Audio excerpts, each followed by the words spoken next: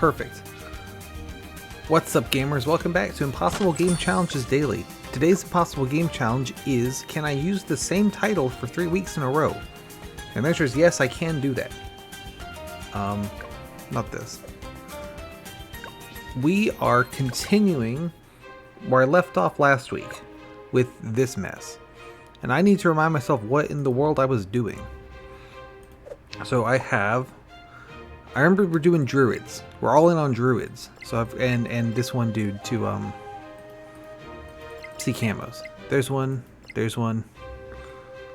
I'm kinda, yeah. Okay, and then we have faster attacks, hero, bouncy attacks. That's a really good one. That's not that useful, especially with this. Those don't really work at all. Bouncy, good. Vortex, really good. That's fine. That's good, I guess. Dart Monkey, that's not that useful. That's really good. Tokens, that's good. That's really good. That's good. Okay. Pretty good lineup. I think I want to level this dude to a 3. I'm thinking I'm going to get them both to 004 and then, you know, split them into paths. So one's 024, one's 204, that kind of thing.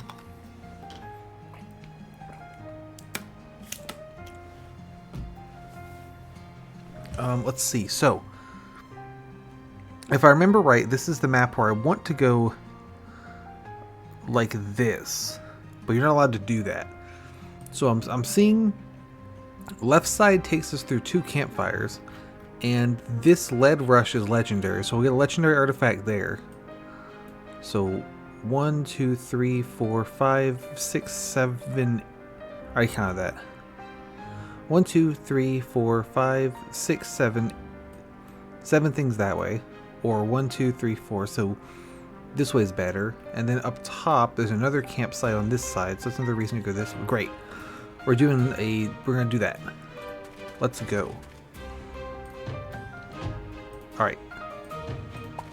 Take me there. I maybe should have healed? It is plausible I should have healed. That, yeah. I kind of feel like that was messing me up, actually. I'm going to turn it off and see if I miss it. So you at level 8 get camo detection. So you're not there yet. So we do need the wizard. And you're just going to do that. And then we throw down a druid. And I'm going to give you these so that you can break leads. We'll throw down another druid here. And I'm going to give you these and then make you a populist. Go. And right there, that's why I put down the this dude. So in theory, the wizard will take care of camos for us by using shimmer to decamify them, at least until Aubin levels to 8. And then the druids can just see camo anyway, and then we're fine. So that's my plan.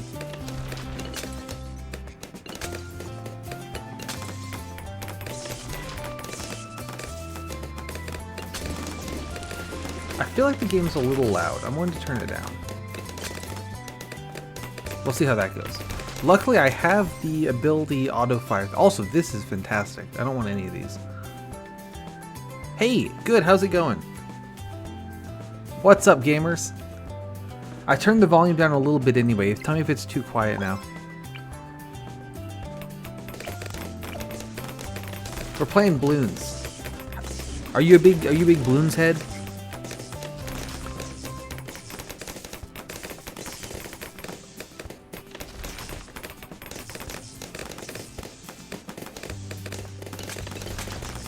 I could try to explain what the hell's happening on screen if you want, but good to hear it. That's the same thing, yeah. But my explanations last time were not good. So here's the world map. This is the new like roguelike mode that I was saying they added. So here's the world map, and there's you go different ways, and there's different shit to do, and then you fight the big boss guy at the end. You with me? So I want to go left here. You aren't allowed to backtrack, so that's why that cut off. Anyway, these are lead balloons. Okay, good. So there's different like flavors of balloons, right? Where certain towers can't break certain kinds. So get the wizard down there. There are lead balloons that you can't break with sharp things. You have to use like flamethrowers and shit. There's purple ones that are particularly concerning, that are immune to like energy attacks, and you have to use like sharp things. Yep. Also, this map is backwards, which I just noticed. Okay, so my defense here, this dude here, Abin Greenfoot. When you start up this mode, you have to pick one of the heroes. There's like a bunch of different heroes, and they sort of like level up through the game. So this dude's whole deal is that he really likes druids. These two are druids. So he's got all sorts of upgrades that power up him and his druid friends. And at level 8, you see here, all druids in range get camo detection. So some of the balloons, you might be able to see them come in, they'll have like a camouflage pattern on them. And those ones, my guys can't see until he gets that upgrade. Which is the biggest probably weakness of my defense at the moment. But this wizard guy has this attack, Shimmer, that will reveal the camo balloons. So basically, until this dude hits level 8, we're relying on this wizard, and then once this dude hits level 8, we just spam druids everywhere. You get these artifact things that give you like buffs throughout the game. That's why all my projectiles are bouncing all around and going everywhere. Over here are the towers I can pick. So you build like a party of towers you can choose from. So these are the guys I have, but I only use these 3. And we got a legendary artifact, so that's good. So we get our choice of any of these things. This is a new tower, so I could put this down in game if I wanted to. But he doesn't really work with my strategy, so I don't need him. Same with this thing. So it's between these 3. This one doesn't help me because... So the guys I'm using are magic, not primary. There's like 4 types of towers. So this doesn't help me because I don't use these dies. This one is very funny, so I'm probably going to pick it. And this one is... I don't know if this is good or not, but I really do want my hero to gain experience points because I need him to level up to 8. So we're going to take this. These are campsites, and you can like upgrade your team. So I can do this to get a new guy to add to the team. I can do this to... Okay, so like, you see these little numbers beneath each guy? That's how many, like, when I place him down, how many upgrades do they come in with, right? So I could click this one, and when I place him down right now, he's 003, but when I get this, he's 004, so he's got an extra upgrade level. And so, like, that makes him... You see, so right now he costs 905 to place. And after this upgrade, he'll cost 2,000 to place. But buying this upgrade in the game costs more than that cost jump, so you get like a discount. So I think that's a good idea. So I'm gonna do that. Yeah, yeah. So that upgrade on its So that upgrade on its own is like $3,000. So he's jumping up a lot in cost, but not as much as it would be to place the 900 one and then upgrade it, right? So that's kind of the angle. A downside of... Well, we'll get to that in a minute. My defense is pretty much... Oh, this is a difficult map. So I have these hearts up here. I can... If I lose a map, I lose a heart. And I am allowed to skip a map, which, if I do that, then I lose 1 heart, but then I don't have to do it anymore. So that can be useful if I get a map I don't feel like doing. You get in their wizard. Okay, and then put this guy here. So this map's really hard because the one round they'll come this way, right? And then the next round they'll come out of this cave and then go like this. So the only real place you can defend is right here in the middle, which makes it a little bit tricky to, pull off. Let's do that. So, you see that each of them has like 3 different ways I can upgrade them. Once you've picked 2, you can't pick the 3rd path at all. And if you pick a single path, so it's like once this one's up to 4, like one of them can only go up to 2 maximum, right? So since this one's up to 4 already, this one can only go up to 2. So usually what I've been doing, this is a kind of, these are the camo ones, by the way, with this little like paint job on them. So we got to be worried about those. Both of these guys' upgrades are really good. So the top path allows him to hit all the different kinds of balloons, which is great because then I don't have to worry about lead balloons or whatever. And the middle path makes him get rid of regrows, so they lose their regrow properties, which is also really good because regrow balloons, they're the ones that are like heart-shaped, and if you pop them and then leave them alone for a bit, they'll regenerate, right? So they'll go back up in health. And it's really easy for just a shit ton of them to just flood in and completely ruin your day. And I don't want them to do that. How are you doing? You're level 8 now, so I don't need to worry about camo anymore. Yeah, so every map that we start, like you see here, we only need to go to round 19. So at the start of the map, you'll like start on a very early round and only have to go a little bit, and as you make it further into the map, it'll make you go to higher and higher levels, right, with stronger. Oh, so this thing here, so these blimps, this one has these bands on it. That means it's fortified, so it has extra health. But I have an upgrade that makes my tier 4 towers push back the blimps, so I don't need to worry about them as much. I'll point that here. So, this is a shop. We're gonna go to the shop, and we can buy things, and we can also sell stuff. So, like, this one that buffs my dart monkeys, I can sell that because I don't want it because it doesn't do anything. Or this I can sell. Anyway, what do they have? I think this one's really good since my whole strategy relies on the hero doing damage. So we're gonna get that. And that's not useful because I can't freeze balloons anyway. That's not useful because I don't use primaries. This gives me a airplane, but I don't need that. I already have the common version of this. I could get the rare one as well to be funny. This gives me another druid. I think this is really good. So they attack more slowly, but I have a shit ton of attack speed buffs already. And the druids get stronger every round, which is super good because my entire strategy is spam 30 druids. So I think we're going to want this. And super monkeys, I don't need that necessarily. So we need to now pay enough money, druiding as usual.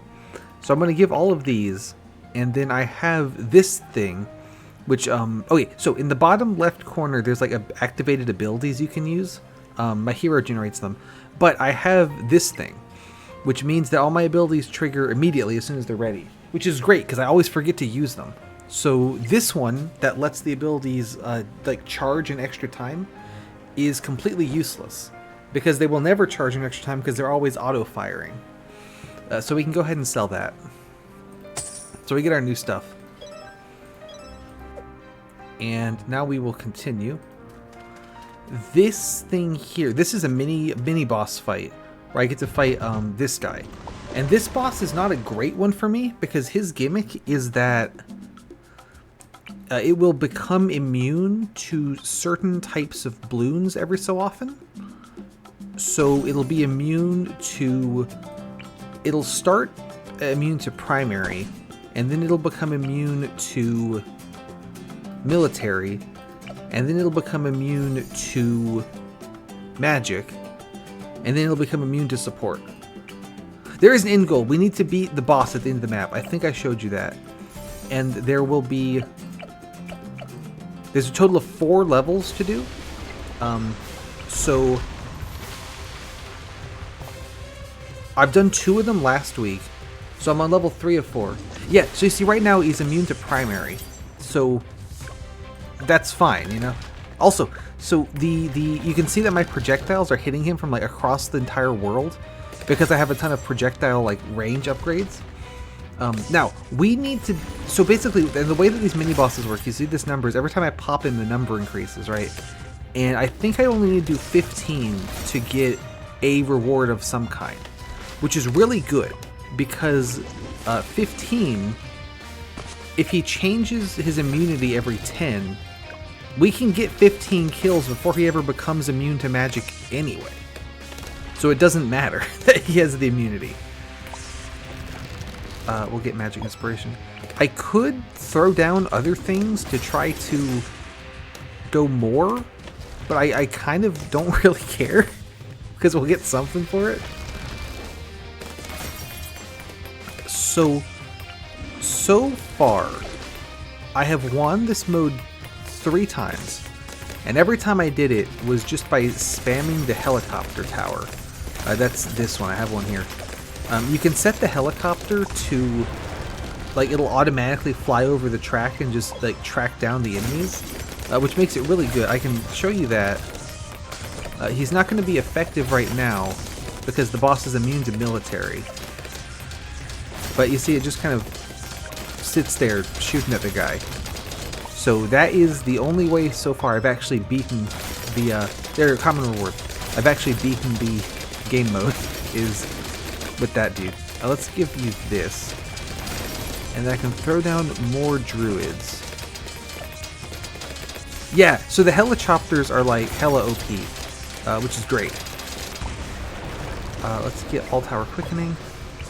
So now you can see that it's immune to magic. So I think the only guys doing damage are the helicopter and maybe Abin himself. I think he counts as, I don't think he has a type. I think he's typeless. So I think he can still damage the boss. However, as you can see, the boss is taking way less damage because he's immune to my magic, guys. Now, this is only a problem if the boss that we get, like the world boss, is this dude. So he's not right now. I have a different guy. This is, I think, Dreadbloom, and I have Bloonarius, so we're good. But it could be that this dude pops up on World 4, which would be not great. So we're hoping that doesn't happen. So I got a common artifact. So we get, since I got the 15, I get a common. And I have an upgrade that gives me 5 choices. Usually you only get 3 choices. Faster, but the balloons are faster. I don't think that's very good. Magic one, he tier 4 middle path upgrades are slower and the abilities are faster. Upgrades are cheaper. This doesn't help me at all because all my guys are locked into being the bottom path. Technically this helps me because I have the Helichopter. This really does not help me. And this doesn't help me, so we'll get this one. Now we want to go this way. So the purple balloon, like I mentioned, is immune to energy attacks. Yeah. I feel like the upgrade variety that you get in this is pretty good on the whole. I feel like there's a lot of interesting ones, but I feel like it doesn't make sense to upgrade the enemies by more than I'm upgrading my own guys, right? That seems like a losing proposition. So this is a tricky one because you see these purple camo guys coming in. The wizard only has energy attacks, so he can see camo, but he can't pop the purples. But luckily, the shimmer ability will de-camo them, and then my druid, who's just throwing thorns at them, can hit them. The druid also has a lightning attack that you're seeing. And the lightning attack can't pop purples, I think, unless this dude has some kind of power-up that buffs druids around him that they just can do it anyway, which is possible.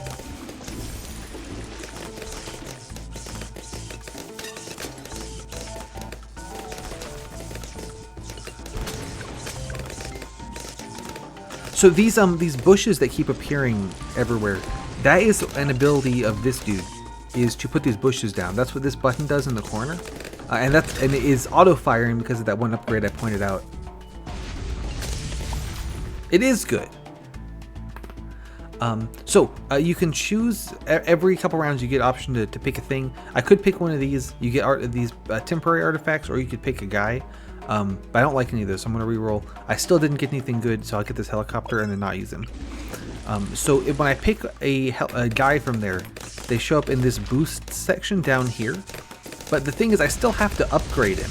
If I want to place him, I still have to pay $1,600, which is cheaper than if I got him up here. Like, I get a discount for being a boost instead of just one of my regular party members, but I still never use them because usually my party members are, picked because they have some kind of, they work together, right? So if I just get a random guy, he's not going to help.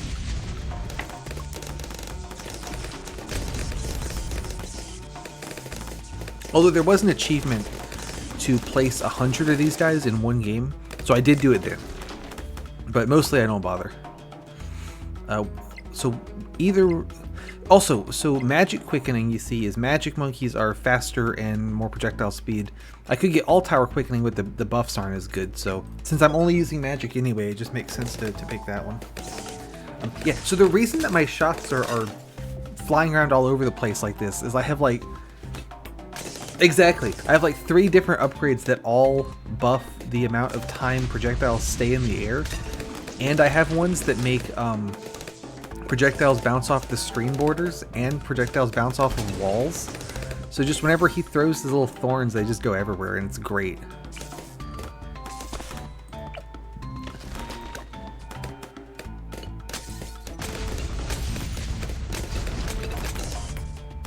Yeah, no question, the projectiles bounce off of shit upgrades are the best ones. Not necessarily for being good, but just being very funny, I think they're also good, but just as a side effect, because I would use them just for being funny anyway. Oh, this is a tough map.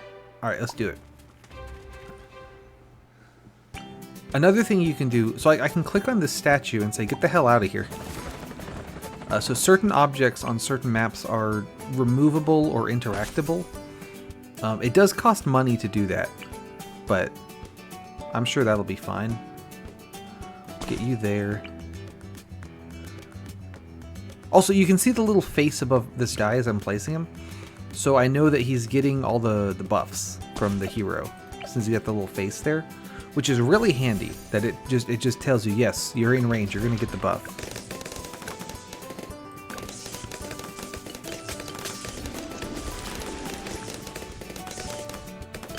If you look at this guy, you see how he's getting pushed back? That is because of my, one of my upgrade artifact abilities. Right? Like it's really good. You can see here, I've got, this dude's ability, the Populist, is that he boosts the attack speed for other druids in his range. Which is why I want to mush them all together. So that's what this X1 means, is he's getting one buff from a Populist, and the other little face is he's getting a buff from Abin. And it's just really handy to be able to tell, what the hell is going on with this guy, right?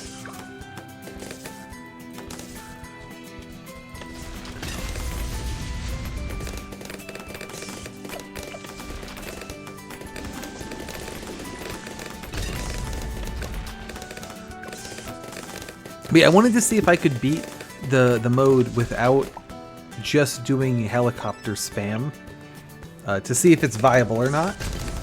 The thing I'm the most concerned about hitting is getting a map where there's multiple tracks to cover that don't overlap, because the druids don't have amazing range, and so it'd be hard to have them cover, multiple lanes at once. So that's kind of the thing I'm worried about at the moment. I do have enough lives to potentially skip some, though, if they look too difficult. So we got that going for us. How have you been, by the way? What's going on? None of these. None of these are great either. I'll get that because it's funny. Excellent. Keep it up.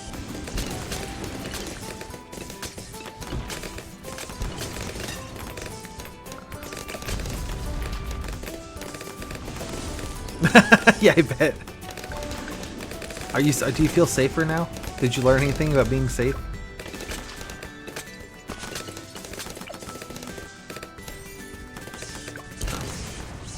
Yeah, I figured as much. Usually you don't.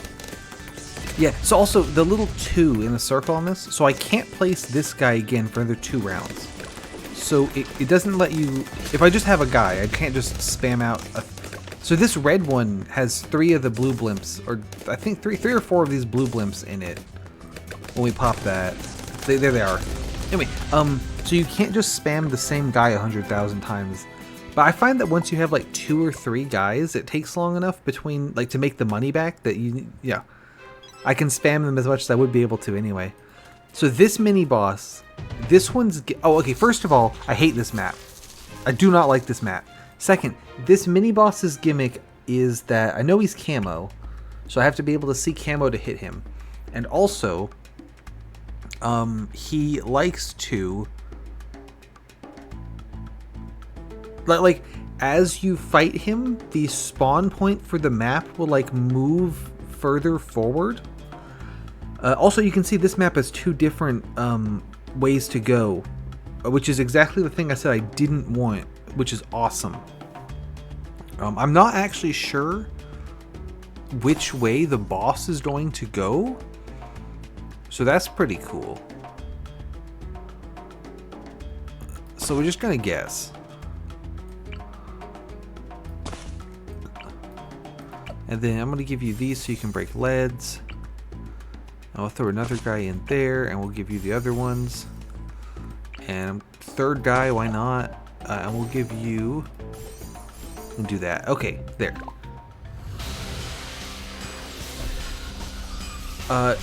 The removing the fuck-ass tree is, I believe, not an option. This one in the middle, yeah. I'm clicking on it, you can't do it. Only certain things are interactable. So here's the boss. He's up here. I kind of have to wait for him to get down here to fight me. And ideally, yeah. The,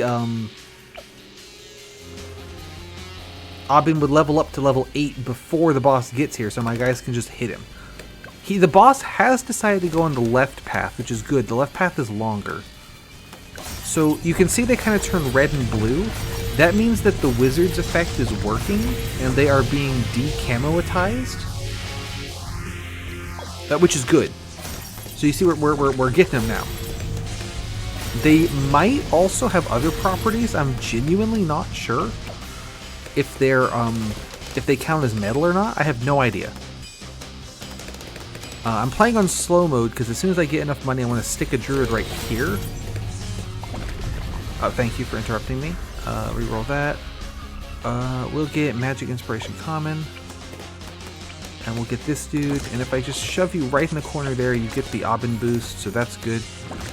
They have this little symbol over their head with like a camo balloon being like pixelated.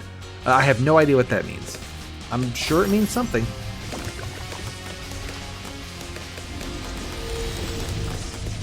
Oh, so this mysterious purple vortex. This is now the start of the map, so the balloons no longer start up here, they just start here.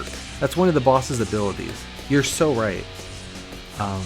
So it's kind of a good thing I've set up my defense really far at the bottom here, because, like, I think this guy is never going to shoot anyone anyway, because he's too far away now. Abin should be high enough level. Yeah, so we're level 11, so, oh yeah, so this is, he gives a whole bunch of buffs to all sorts of stuff, which is good.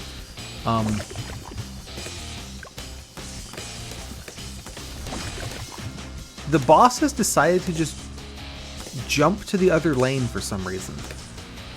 I didn't know that was an option. I didn't know he could do that.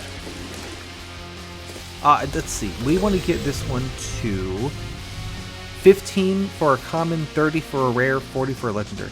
I think what he did was he went down this way, around here, and then up and over these rocks. Like this was part of the path to let him jump to the other side. I generally don't play the boss fight modes because I do not like them at all. He went up and over the roots. But I feel like the way that this roguelike thing implemented the bosses is 1,000 times more interesting than the way that... Oh, we got the common. The actual, like, main gameplay implements the bosses. So I actually do like these. The regular gameplay, the way the bosses work, is like... There's like a thing pops up like, boss event, do you want to fight Bloonarius? And you're like, yeah, sure, I'll fight Bloonarius. What the hell was going on there? And so you're like, oh yeah, I'll fight Bloonarius, sure. And so you do that. And then like the map starts, and you're like round 1, and you have like a couple rounds, and then the boss shows up, and he just starts very slowly marching through the stage, and you try to kill him. And I really don't enjoy it. But this one starts you out with enough resources and things that you can actually like make a dent on the boss. So I like this one a lot more than usual. Because like the usual one is like you play a normal game of Bloons, but there's just a big fucking guy in the way. The main game mode is here's a bunch of maps, play Bloons on them. That's it. So this is I really like the roguelike mode thing because it sort of gives like a coherence. Yeah, it sort of gives you more of a reason to like want to go play them. Why are you not? Can you not see camo? Oh well, whoops. We still got the common. So let's see what we get. And like there's different like thing like you can do beat each map on easy, beat each map on normal, all this kind of thing. Yeah, so this one could be good. Let's see. So tranced and stunned Bloons. I can't do that, so that doesn't matter. I never use the gluey guys, so that doesn't matter. This doesn't matter because I auto fire abilities. I don't use any primaries, so it's gonna be this one. We'll take that.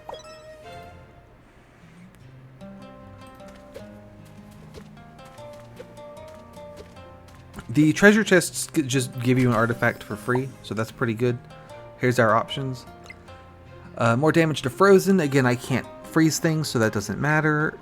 Primary monkeys do more damage. I don't have any primary, so that doesn't help me. Militaries are more damage. That doesn't help me either.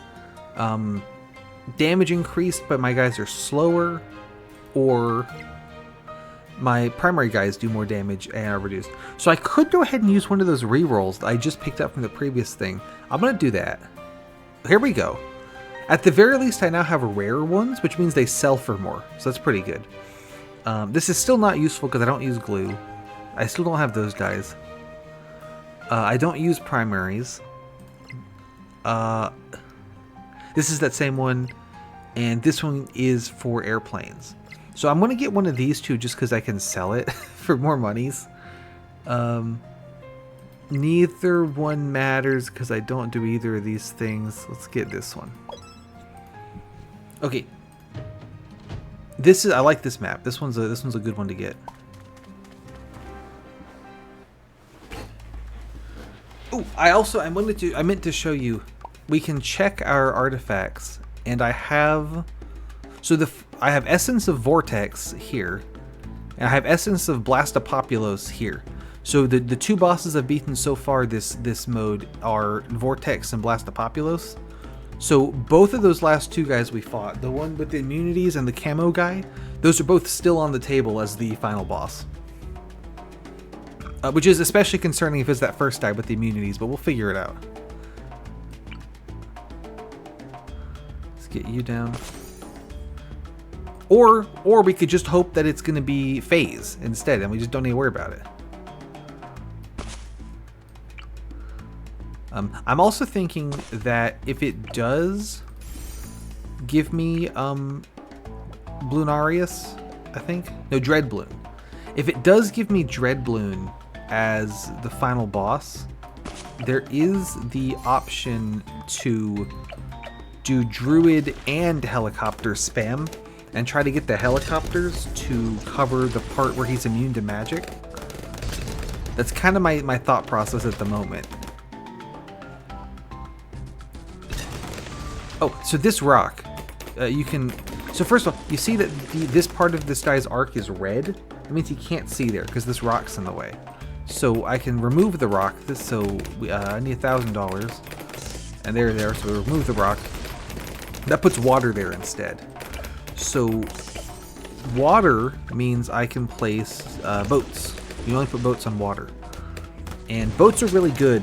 But unfortunately, the boat I have is not the boat path I like to use.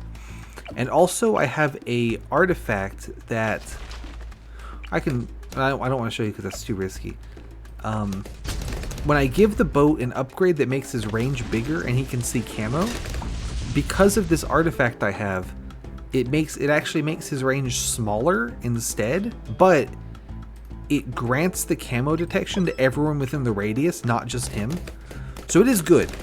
Except Aubyn's already doing that because he already gives Druids camo detection and I'm only using Druids. So it's not really that helpful. I mostly picked this up because I didn't... Like, it was one of those ones where none of the options are really anything I want, so I'll just get the one that, you know, maybe could be useful. That was a lead, and so the reason it was surviving some of my attacks there was because I was only throwing the thorns at it. I didn't have the hard thorns yet that could do all. So this dude cannot pop leads because I gave him the middle path upgrades instead, but these two can.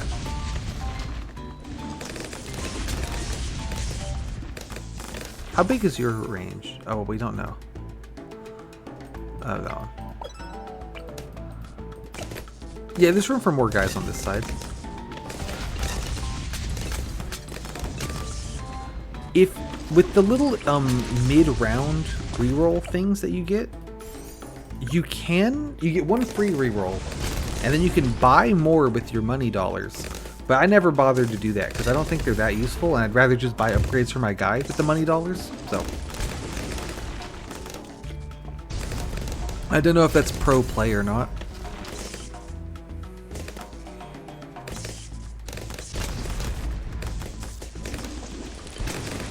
I don't think so, but that's what they're probably just called dollars. They've got a dollar sign.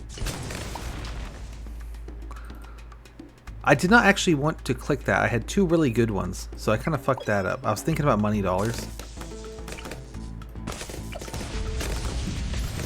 They should be called monkey dollars. The meta currency of the game is monkey money. So like you can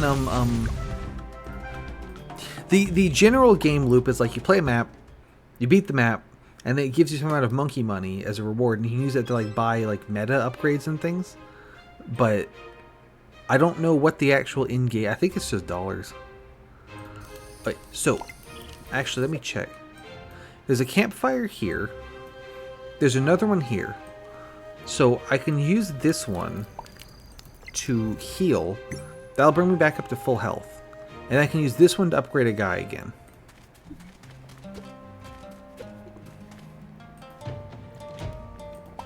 So this map's gimmick is that there's all these trees in the way, but you see how some of them are not there because we start around 22. So as the rounds pass, the trees eventually go away, and then there's not trees there anymore. Also, each of these little pads has either like blue or purple or whatever. So, bingo! The idea is I can only put magic monkeys in the purple ones, and I can't put them in the blue ones, and I can't put them in the yellow ones. But they get some kind of bonus if they're in there. So this guy gets like a little dart. Or over here he gets a little explosion. And I don't know what those mean, but they're probably good. The hero doesn't count as any of them. I could put him in this one, since it's not, you know, restricted. But I'm actually going to put him here, such that his range extends into these two. So I can kind of get guys in both of these with the buffs, and they get the Aubyn buffs. Yeah, bingo. So these two have the dart upgrade, and over here, this guy gets the explosion upgrade. So it's pretty good. What else do we want? Because I could throw down my extra guy. And if I squeeze him just like that, he still gets the Aubyn buffs as well. So we can do that. Alright, send it.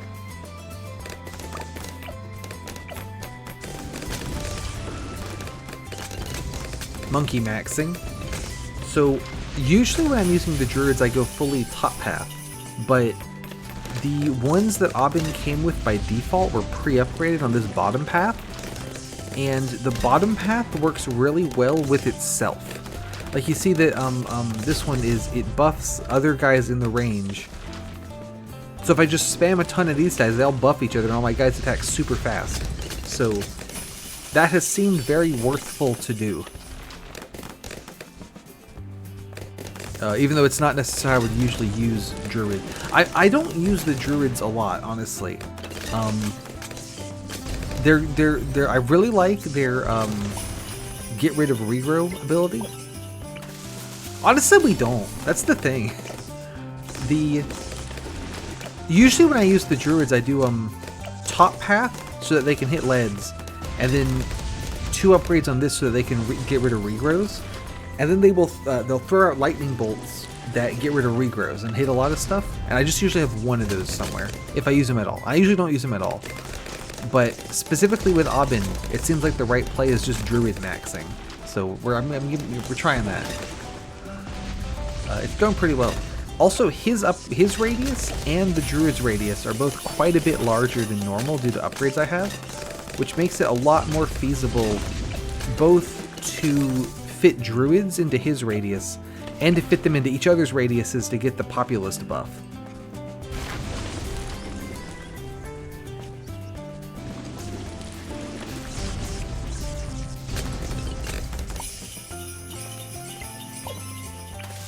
I really like the ability where my level 4 towers, so you see these guys are level 4, push back the blimps. That's really good, because these guys have a lot of health, so yeah, it's very easy for them to overwhelm you, because they take a lot of hits to bring down. But if I keep pushing him back every time I hit him, it doesn't matter how much health it has, because it can't get close enough to attack me. Well, I say attack, but the only way I lose is if they just make it all the way through the map.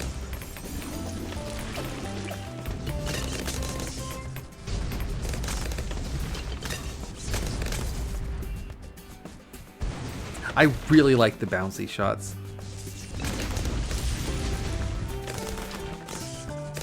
That's exactly right. You get it. You understand.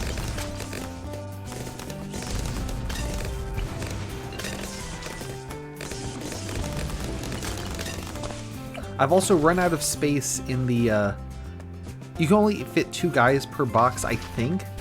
So I've run out of space there, so I'm just kind of stacking them up along the top instead. Yeah, it's a good place to be. Like, I could put some guys down here, but why would I do that? They wouldn't have all the buffs. So I'm just gonna stack everyone up top. Also, so I'll mention this. There's a tier 5 upgrade. You see, this is only 4. I could go 1 more and get the Avatar of Wrath. Only 1 guy on the map can be the Avatar of Wrath. Once I get that, it locks off for everyone else.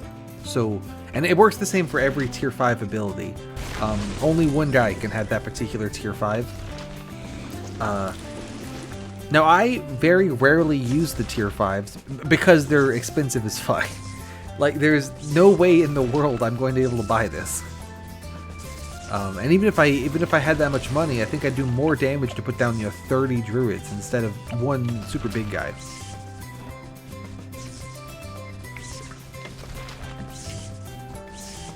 This has those red ones in it, by the way. This is there. So it has 3 of the red blimps in it. The blue blimps are Moabs. The red blimps are BFBs. The sort of black and green ones are Zomgs. And there's also ones called DDTs that are black and they're really fast and they count as camo and they count as lead, so you can't get them with sharp things. And they count as black balloons, so you can't get them with explosives. So they're basically just immune to everything and really fast, and I don't like those guys. Hopefully we won't see any.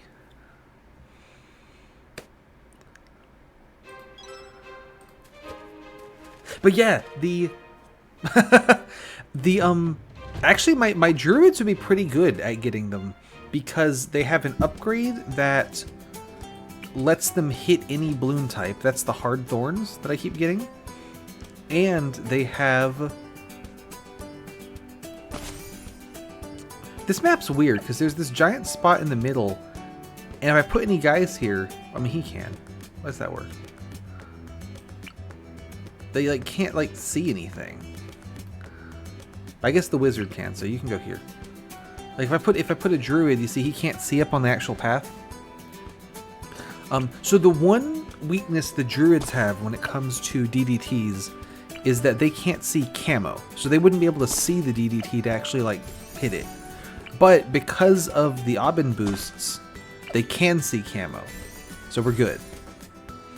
So that's kind of worked out.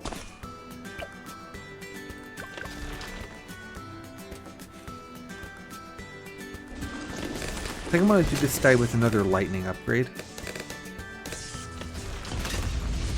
But yeah, so you see hard thorns here. It says can pop 2 balloons and pop any balloon type.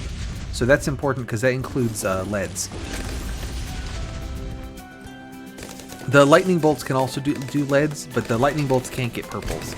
I don't think DDTs count as purples, thank God.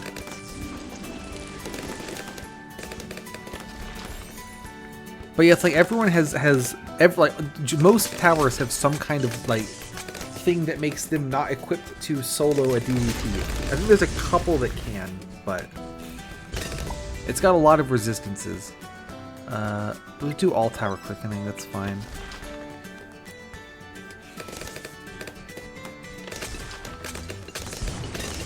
So this is a map where there are 2 different paths the balloons take, but it's okay because they overlap here in the middle. So I can still just spam out a ton of druids and we're good. Also, I want to point out, like, this guy that I bought, see, Populist is $3,000, so I could just buy a new guy for less than the upgrade costs. So it mostly is better to preload your guys. Like, I probably shouldn't be buying this 3rd guy, honestly. I probably should put down the 2 druids and then wait the 3 rounds and then put down 2 more of those 2. You know what I mean? But it's so tempting because he's so cheap. It's like, well, just put him down there. But it might be a foolish move. We'll do magic precision. Usually with those mid-round buff pop-ups, I just if there's one that boosts the type of guy I'm maining, so in this case magic, I'll just pick it without thinking about it too hard. And then if there's not one that boosts that, and there's an all, I'll just get that. And if there's either of those, then I re-roll it. Because like we pointed out earlier, the all ones are not as strong as the dedicated ones, which you know makes sense because they're boosting all and not only these guys.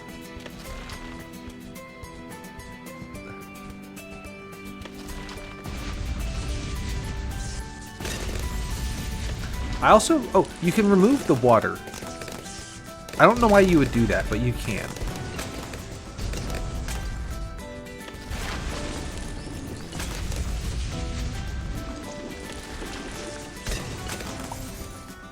There we go.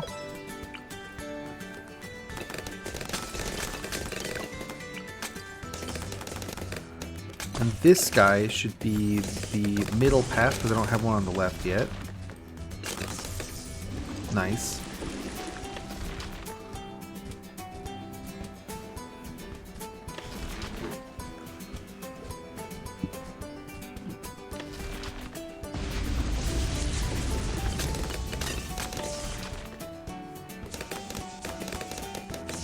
I will say the very start of this adventure was certainly a little bit dicey because so every hero starts with a particular artifact and 2 guys, and Aubin of course starts with 2 druids, and so between Aubin and the druids, the only way that they can hit camos is for Aubin to reach level 8.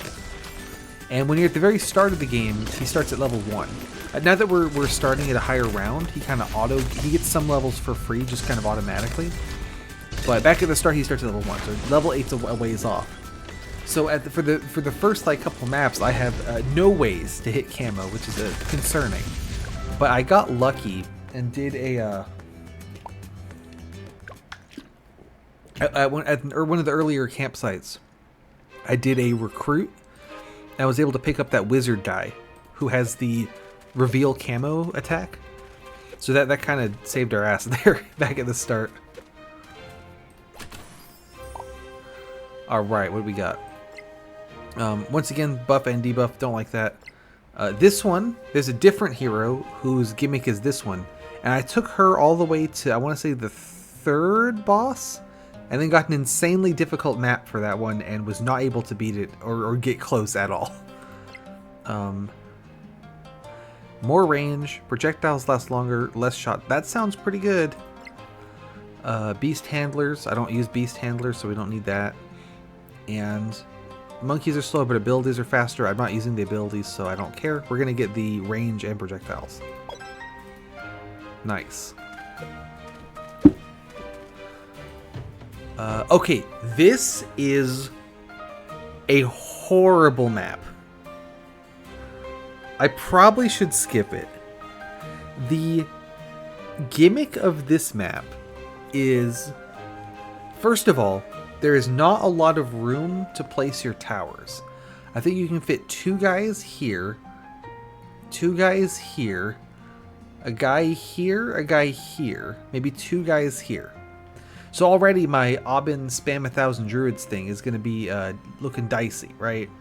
And the other gimmick of this map is that every 10 rounds, your guys freeze and can't do anything. So, like, if I put a guy on round 20, on round 30, he's going to, like, freeze over. Maybe around 29. And he'll unfreeze on round on the next round. And then 10 more rounds, and he freezes again. So I have to, like, stagger. Yeah, this map is so... The hard maps in this game get ridiculous so fast. I think I just don't want to deal with this, to be honest. So we're going to skip that one. What do we get? This one's much more reasonable. They do come in from both sides, but that's okay.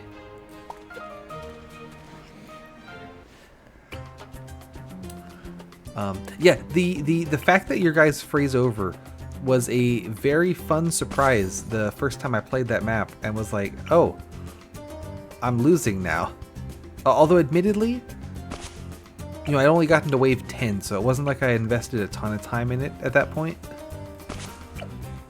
I also have played all of the maps outside of roguelike mode, so I know what they do if I get them in roguelike mode. You know what I mean? It's the same maps. So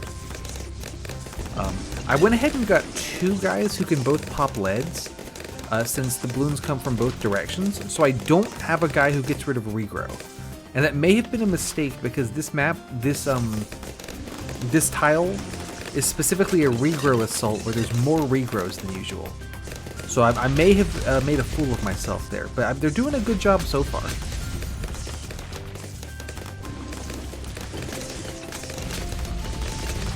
We are hoping that we do not see that glacier map as the boss map, because if that's the one I have to fight the boss on, we're fucked.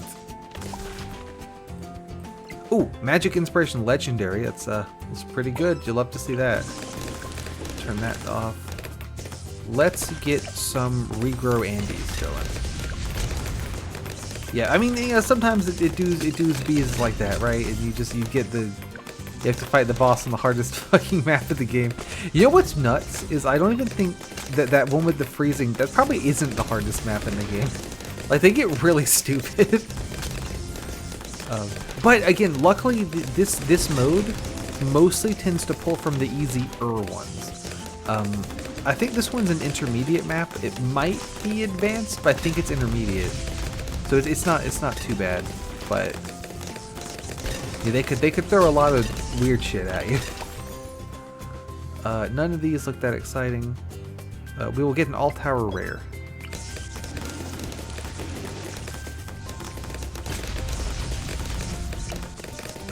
Yeah, we're still good.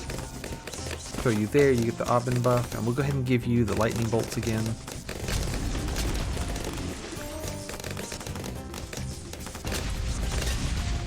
They're holding up. They're holding up. I'll say that.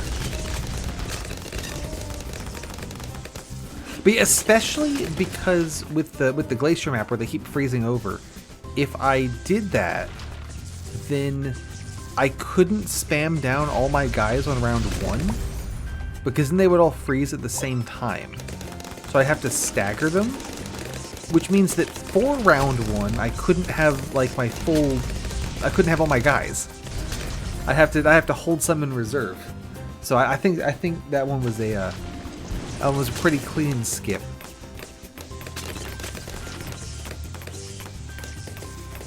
Which is why I took the rest at the one campsite, was to make sure I'd have enough healths to be able to skip if I had to. Bingo, yeah. So every campsite you can heal 2 hearts. Obviously, if you heal, then that means that you're not getting a upgrade of some sort. So I don't want to have to heal if I don't have to, but I'm at full health because I healed, so might as well not waste a ton of lives on a map that I'm not going to win. Look at all this shit that's just happening. Like, why do these have circles around them? I don't know. But we're kicking ass.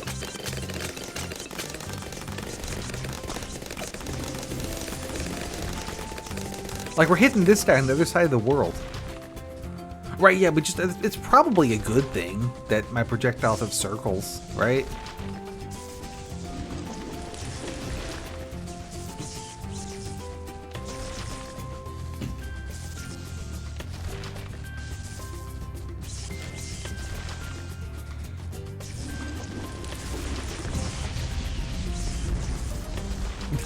Yeah, the pushing upgrade is really good because it turns those blimp guys from really scary to not scary at all because I can just keep shoving them out of the way, which is fantastic. I love it. Oh, so the third thing I can do here I haven't mentioned yet is I can upgrade one of my artifacts. At most campsites you can upgrade a common into a rare artifact, and at certain sparkly campsites you can upgrade into a legendary artifact. I'm thinking what I want to do is take one of my 2 004 guys and make them give them a starting upgrade, right? So if I give him this, I don't have to keep buying it every time. So this is the lead popping upgrade. I think that's more valuable to have just on demand. So we're gonna do that. And again, that gets me a sort of discount buying him in game. Yeah. So you'll see now when I start this one, we'll throw Aubin in. And we'll get our wizard. So this die is now slightly more expensive, right? Because he's 104 compared to 004. But when I plonk him down, he already comes in with hard thorns. So that's pretty good.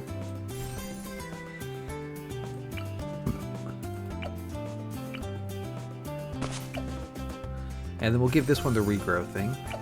Also, this is a very fun thing you can do that doesn't matter. You can the first tower of any type, you can buy a thing that lets you give them names. Yeah, these guys do not care. So you see this one, because he's the second one I placed, is just called Druid. But this guy is my named guy, World of Druid. And my wizard is Wizzo the Wizard. So that's very fun. I think these guys just know I'm going to do such a good job, they don't care.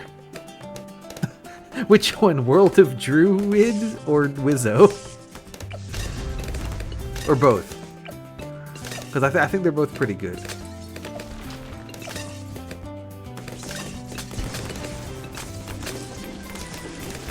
Thank you, thank you, thank you. I don't get to rename the hero because he already has a name. But if I ever place any of the other towers, you can peep what my names are there as well. That's the thing, is we're not going to see a lot of different names this game because I should. You're right. We'll get all quickening. I don't actually know how to pronounce his name, so that is, there's that. You go up there, and then you can go here. You're so right. unplayable. We'll get the lightning bolts, and then this one's gonna be Thorn Swarm. There we go. I feel like we're kind of like sorted already. Like I feel like this is a pretty strong defense. Just it's just these guys.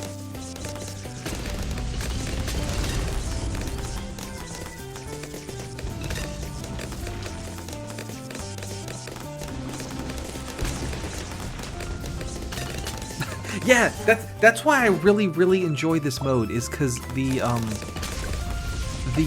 normal gameplay, you know, you always start at round 1 or whatever, and you have like, you know, oh, you've got, you know, you buy a dart monkey and he can throw 1 dart, you know, and then this mode, like, it just lets you start with, what if you just threw like fucking 1,000 thorns at once? They bounce around the screen for an hour. It's great. I loved how you can just like, what this has taught me is that, you know, all the like indie roguelike deck building games that exist, I think I would absolutely really like them if I just like gave them a chance at all. Which it concerns me greatly, but so be it.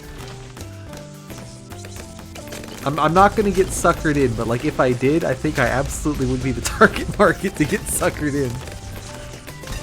I can't let that happen.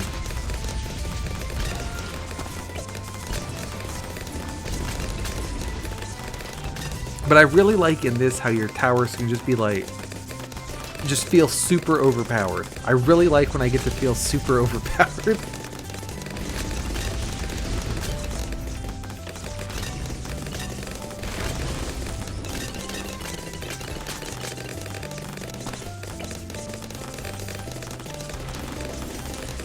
If I finish this fast, we could go try playing a regular game and see how much more boring it is in comparison. And how much worse I do. It's nice. I usually play this game with the sound off when I'm like watching a video or something. I've definitely had a couple of your streams where I was playing this while you were going. But I figure if I'm streaming it, it makes way more sense to put the audio on. I could so this dude, he has like voice clips he says every so often, and I turned those off because he has like maybe 3 and it gets annoying really fast.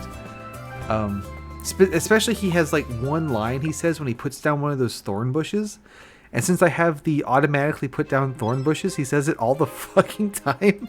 I could turn that on if you'd like to hear him constantly talk about putting down a thorn bush, but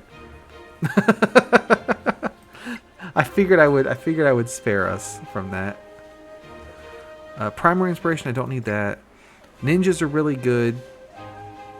Really, this is really good if I was using ninjas, but I'm not. And the thing with using ninjas is that ninjas are also magic, so it wouldn't help with the boss with the immunities. 1 battle cat power per tile. This is the one I have already that gave me the boat, where it so you see, like, it's the range is reduced, but they grant the camo detection to everyone instead of just to themselves. This one is incredible. This one is so good. Who was I using that was a support tower? Support towers are like a weird bunch of towers where most of them are like things like villages and farms that like don't attack, but some of them do attack. I think I was using engineers. I think I was spamming engineers everywhere, and every so often they just like send a rubber duck that goes along the entire track and just fucking obliterates everything it touches. And it's awesome. I love this. But you don't like this guy? You don't like Geraldo? Or do you not like the duck? This is Geraldo. He's based on Morshu, if that changes your opinion. And that's genuinely true. That's like in the notes on him, is they based him on Morshu.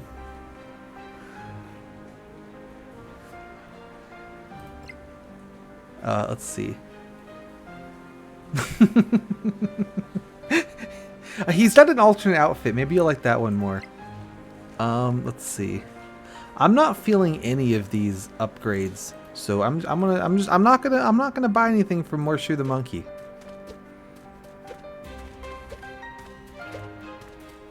All right, you ready for the boss fight? What map do we get? Okay, this is an unbelievably good map to get for the boss fight.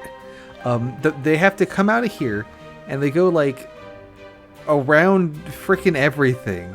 Like the path is incredibly long here. I could not have asked for a better map to do the boss fight on. That just means we're gonna get fucked in the next one and get Glacier or some shit. It is a little hard finding a good place to put Aubin. I could put him here so that he has a lot of room next to him for guys. Or I could put him here and hope to get a pontoon upgrade that lets me put guys in the middle. That's funnier, so I'm going to do that. And then we will throw down our druid and upgrade him, and then throw down another druid. But you see how they're getting kind of far removed from the track proper here. Also, look how much money I have. Good God. Okay. Let's get a helicopter in too. So the helicopter's really good for boss fights because he'll just, you know, follow the boss and just boom, boom, boom. Just stay on his ass the whole time. So I'm gonna... Oh, we also need the wizard to get camos for us. So let's get you in there. All right, let's send it. So here comes Blunarius. His deal is that as you damage him, he puts out all these like swamp balloons. So the helicopter is going to unfortunately get distracted by the swamp balloons and go fight them a lot of the time, but it's very capable of taking them out. I also can't see my towers at all. They're back there. Let's speed this thing up a little. I'm hoping to get one of my random buffs to be a pontoon that I can put right here and put guys on it. We got magic inspiration where I kind of have to take that because that's really good. It's really good for us. I also, since I have so much money to begin with, could actually get this upgrade, which is really strong. It makes the helicopter like shoot out like just a ton of bullshit all the time. It's really good. So we might angle for that as well. I'm gonna re-roll this for the pontoons. Didn't get it. We'll get All Tower Inspiration.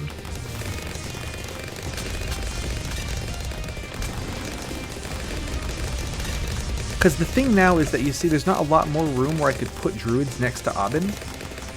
I can throw one, I think, right here.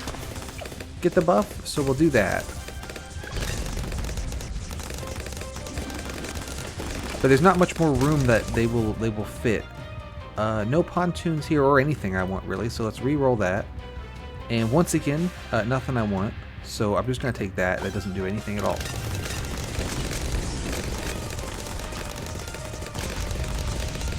But yeah, so the path is like they come out here and they go around. It's like they're drawing a 5-pointed star, you know? Like they have to go around like every single little pool.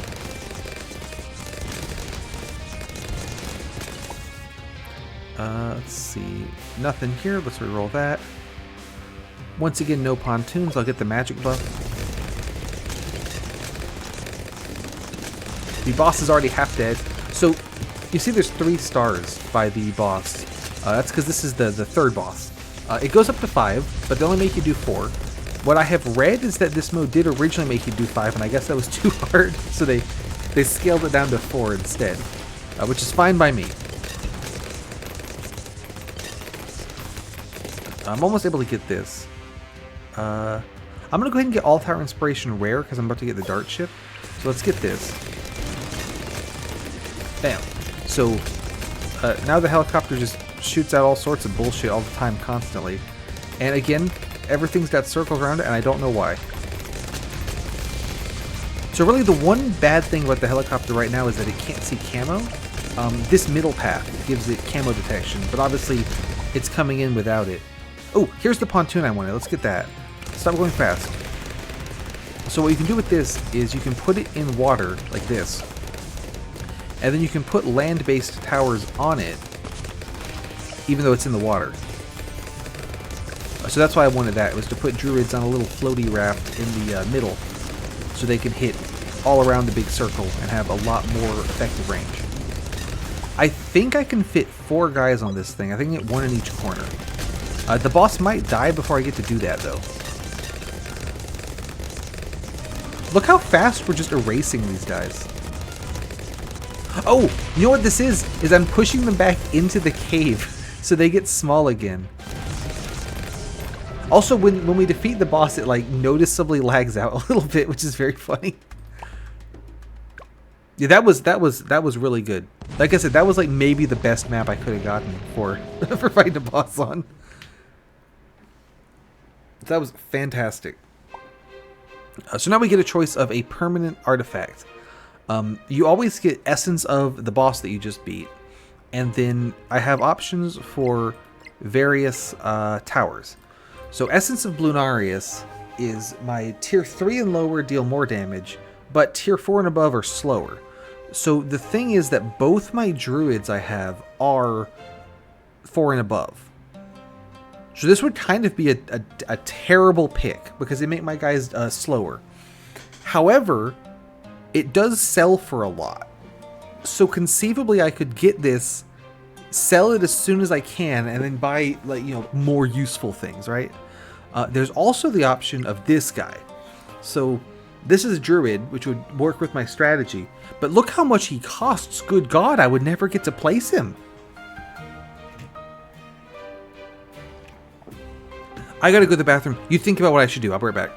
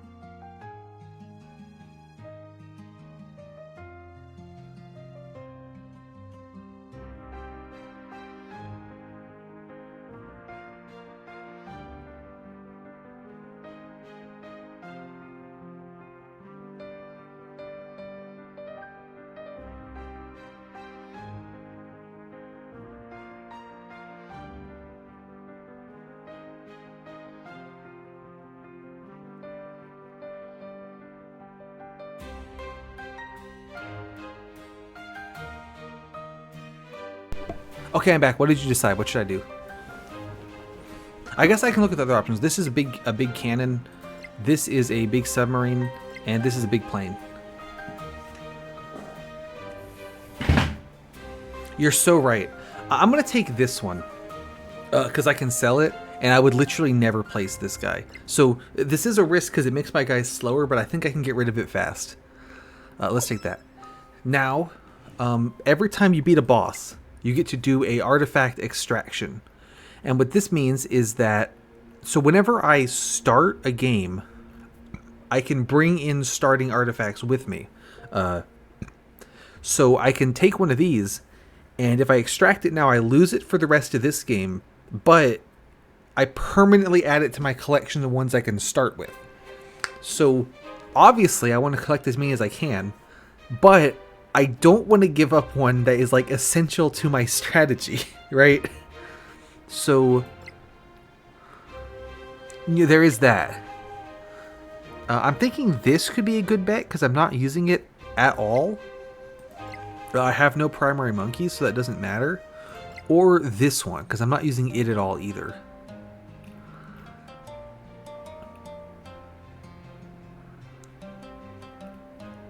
This one is more valuable because it's a rare, so I'm going to get rid of this one. I was also kind of hoping I'd be able to extract the one I just got. Exactly, yeah. There's no reason to keep that one. So some maps have 2 starting points. This one does not. So here's the final map we get. We start here and we're gonna spawn a guy. Okay, this is the guy with the immunities. So we do need to be prepared to beat the guy who becomes immune to magic sometimes, which is great. You'll love to see it. I think the helicopter is going to be able to pull it off. It might be worth picking up a second helicopter or something, though. I also did just make the boat a little bit better in that it doesn't get its range reduced anymore. Yeah, so I think that John Helicopter... Also, this campsite, you can see, is sparkly, so I get to upgrade something to legendary. Or I could... Well, I'll show you. I could level up, for example, this guy, instead of a 104, to a 105. Normal campsites, I don't think, can bring him up to 5. However, he costs fucking $1 million to place. I will never place this man if I upgrade him to 105, so there's no reason to do that. Is my thinking. So, I'm thinking I want to enhance an artifact to legendary, is going to be the play. So, this one could be a good one to do because it would make my magic guys faster and more better. This one's also tempting. It would be make the hero... I mean, I can see what it will do, right? It massively increases his experience points. He's leveling up pretty much fast enough anyway, though. And this one, well, like the fasterness from this one mostly will cancel out the slowerness from the thing I just picked up. So I'm thinking this is going to be the one to do. Let's do that. Alright, onward. Where is a shop? I might be able to just get rid of ones as well if it's like too big. Like I think I can just get rid of it, but I'd rather sell it. There's a shop here. And there's two right in front of the boss. So we have to basically carry that one that's not helping at all the whole fucking time, which is awesome. But that's okay, we'll make it work. First, we have to deal with these. This is a very difficult map, but I only have to do a handful of rounds on it. I think I'm going to send it. So the gimmick of this map is that the balloons come in here, and they go straight across, and then they leave. And that's it. That's the whole map. But you can activate this thing to flip these little switches and make them go around the extra little loops. And I think the first time is free, but then the more you use it, the more it costs to do it. And you can activate this thing that spins this backwards so that when they get up to here and they go real slow over this part. However, all of the blimps are going to come in this chute and then just go like root, root, and just leave. So that's pretty cool. I'm not sure if you can put guys on tables or not. So it doesn't look like they can go on the table. Can I get rid of the tables? No. So I'm thinking I want to just spam the shit out of my guys like here and here. And we just full send it, you know? That's what I'm thinking. So we'll get Aubin down here. His range isn't going to be big enough to reach the other corner, so I'm going to put Aubin here. So I can put the wizard here. Aubin does buff wizards in his range, just not as much as he buffs the druids. Now, this guy can't see past the table, which is concerning. But I can put him here, and he will be able to. Or I could put him over here.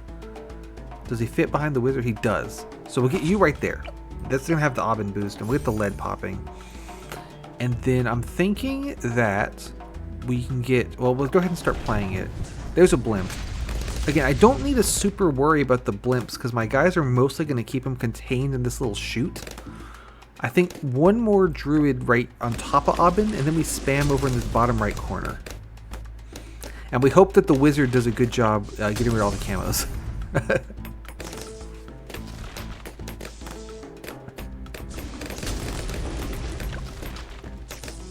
Yeah, you get in there. We're going to get this guy here to help with the blimps. And then focus on just regular guys. If I was good at this game, I could, notice when someone's getting through and activate the track extensions. But because I like to play on fast speed so it doesn't take 100 years to get through a game, I usually don't notice So I'm gonna keep slowing it down every so often just in case it looks scary.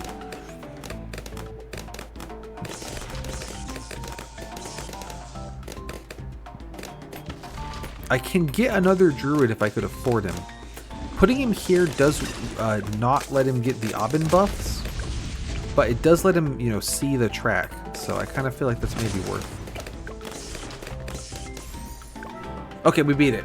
That was I was worried because that map is really weird, but luckily because we're so early into the map here, we didn't have to do a very hard challenge on it.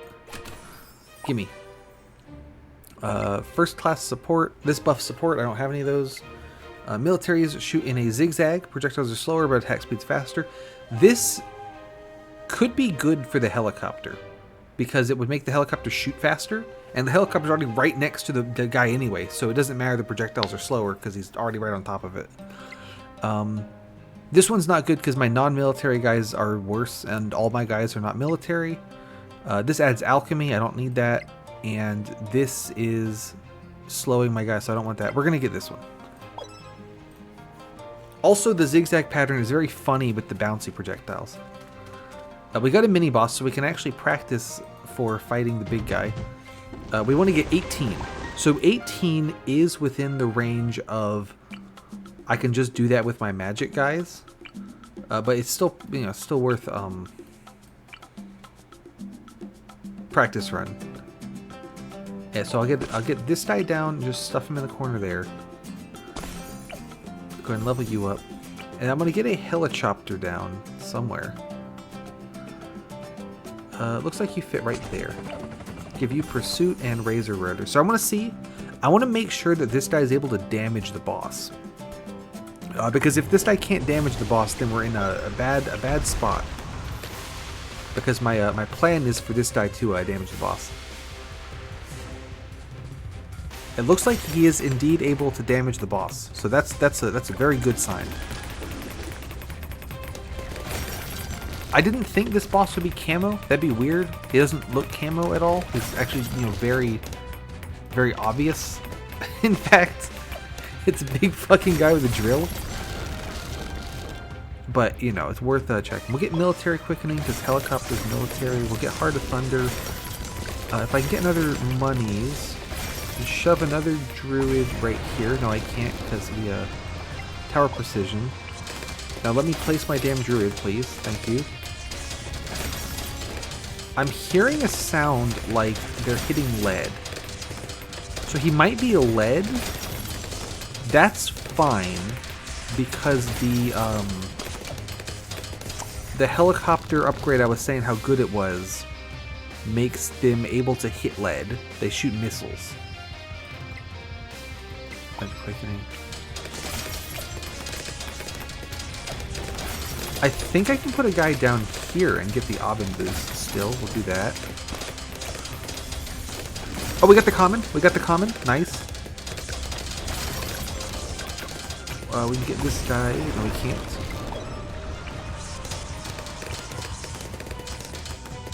I'm thinking that the helicopter strategy is, you know, not the worst thing in the world. Obviously, he's not taking that much damage right now, but I do. It's not the dart ship helicopter. It's just a regular one. He is able to hit it, so I'm thinking we're okay. Although we are definitely hoping for not getting an absurd map, because I think I'm going to need all the, you know, all the track I can get for the helicopter to whittle him down. Oh, he went way faster there for a second because Aubin was able to hit him. That makes sense. Let's get a boat.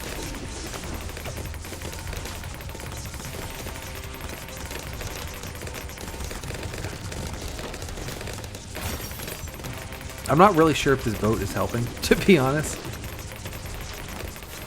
He might be. I think it needs the hit leads upgrade though. So I'll definitely need to make sure to have have enough money to buy that upgrade for the helicopter. It's really good he doesn't count as a camo balloon. Alright, gimme. What do we get? Primary quickening, don't need that. So this is interesting because some heroes this is super good for. Basically lets towers in their range hit everyone, which is awesome. But my guys can already do that, so I don't need it. Dart monkeys, I don't have any darts. Speed up military sounds pretty good, or spikes for spike factor. We're gonna go for this to buff up the helicopters. Onward. This, with the purple, the white, and the black, is alternate rounds with more balloons with immunities. This can be pretty challenging. This is a pretty good map to get it on, though. This map is I like this one. So we're gonna throw down this guy. And then we'll get Aubin in there. And you need that. And you are going to get that. And then send it. Yeah, this is very Mario Kart. I forgot to put down the wizard that lets me see camo. Kind of fucked that one. So we're going to lose this. That's okay. That's my fault because I'm an idiot.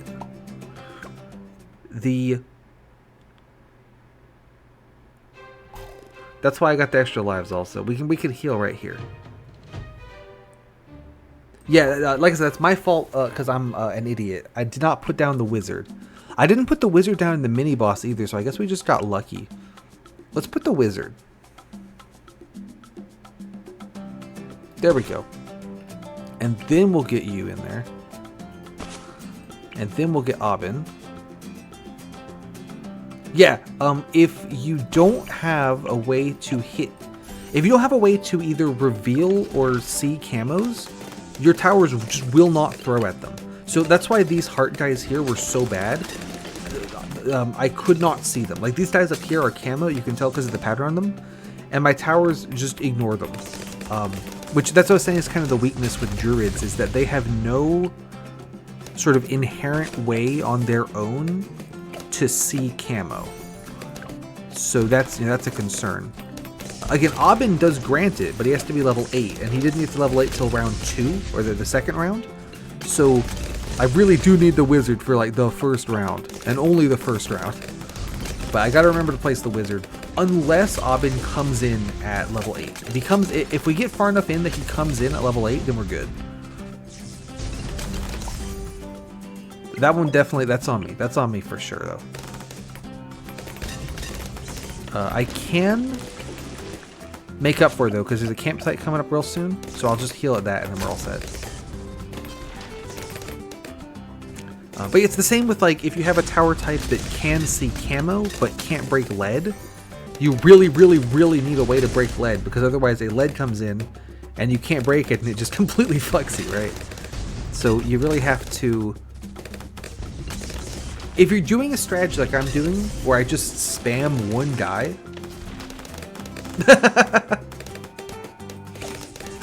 that's what the G in green put. They just slide that in there. If you're doing a strategy like I'm doing and just spamming one dude, then you really have to consider, you know, that dude's weaknesses, right? Whereas if you do more of a balanced strategy, then you know, the towers can cover each other, like how the wizard's covering for the camo weakness. But just Aubin is so druid heavy that I really want to get, you know, it's one wizard and then it's all druids after that. All right, what have we got cooking here? Fish Nova. Bombs, mortars, ice monkeys, lose and Benner have attacks to release swarms of fish. This is very funny. I don't have any of the towers that can do it. Tier 5 magic monkeys attack speed is halved. Monkeys in the race deal more damage to mobs. Non-magic monkeys have chance to send arcane bolts backwards. Most of my guys are magic monkeys, so that's not that great. This one was really good when I was spamming helicopters because they shoot a lot of darts, so they would just cause a lot of arcane bolts just to happen. That's interesting because the helicopter could do that. Divine Intervention. I'm not using those, so that doesn't matter. Wizards can freeze or blow back and set on fire. Add wizards. I do use a wizard. I have one wizard and I use him, so I will get this, I suppose. Onward. It's also a rare, so it'll sell for more. What do we got here? This is a good map. This is a good map. You can sell these rocks. So we can stick Aubin right here. Get the wizard. I'm not gonna... Actually, what level is Aubin coming in at? Level 7 still. So we do still need the wizard. Get in there. True! And then we'll get our druid. This is going to be the lead popping druid, and then we send it.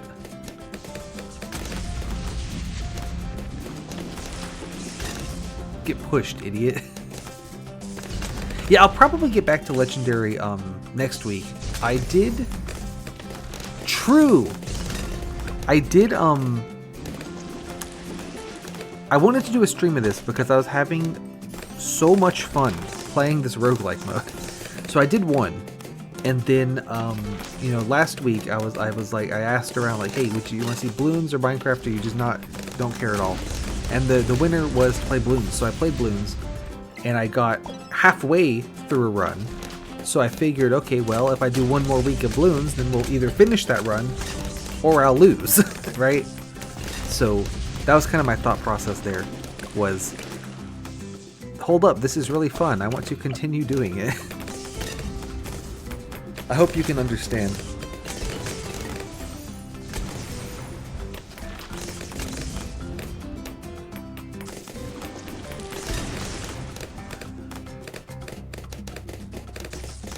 I was kind of thinking for next April Fool's, I might do a, can you beat Pokemon without jumping? Right? I know. Because I'm pretty sure it's impossible if you count going over a ledge as jumping. I think surely there's at least one forced ledge in the game, right? So it'd be like, I would get to a random ledge that's mandatory, and then the run would just end. I'm gonna go ahead and heal since I fucked up and lost some health. Let's do that. Now we're cooking again. Yeah, I'm fairly certain that you can't get through Flannery's gym in Ruby without jumping over a ledge, but you might lose earlier than that. It would be funny. What do we got? This buffs military. Upgrades for other monkeys are more expensive. I certainly don't want that. When support monkeys are sold, area effect explosion deals damage to nearby balloons. That's funny. I don't have any support monkeys. More damage to trance and stunned. I don't use those. Ooh, this one's fun. I like this one. We're going to get this because it makes the heli pilots wacky. Yeah, give me that. That also gives me an additional helichopter. There's the extra. So I have a 102 and I have a 210. So that's interesting. Yeah, true. Because Cerulean gets cut off from the rest of the game by that ledge. So you can like kind of fuck yourself if you jump the ledge too early.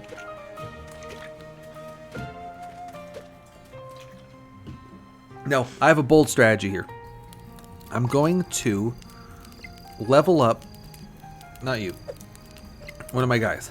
And I could actually level up my new helicopter because the Razor Rotors upgrade is pretty expensive. And so I could get it for cheaper. But I'm only really going to use that on the boss fight, right? So, hey, welcome. We got for the round 3 boss, it was on Tar Pit, on Spa Pits. So I did win that. And now we are on round 4. And I did get the guy who with the immunities. So I'm kind of cooking a druid plus helicopter strategy. So that's kind of the plan. I was thinking here if I wanted to upgrade one of the helicopters I got or one of the druids that I use constantly all the time. And I feel like it makes more sense to upgrade the druid because I constantly throw this guy down And I'm only going to use the helicopters in the boss fight. So we're going to do this. So now that one's going to come in with the lightning upgrade automatically. Okay, this is another map that's it's very difficult. They come in from 4 locations over here and mooshes together, and then that's it. So it's like, however, again, I'm gonna do it because it doesn't. You don't have to fight that many rounds on it, and my guys have tons of range. I did on the previous map make that same mistake where I forgot to put a wizard down, and so I really don't want to do that again because I instantly lost. He does start at level 8 now though, so I actually don't need the wizard anymore, which is good to know. So this time placing the wizard was a waste, but that's okay. This die already comes in pre-upgraded, which is awesome. And let's get the other one in as well. We love wasting. So I probably ought to start placing Aubin first and then see if I need the wizard. We'll be fine. That is good to know though. Because I was thinking that restarts always eat one of your lives, right? So that is handy to know that you can, as long as you haven't done anything yet, it does let you. It does let you. Yeah, let's roll that one back.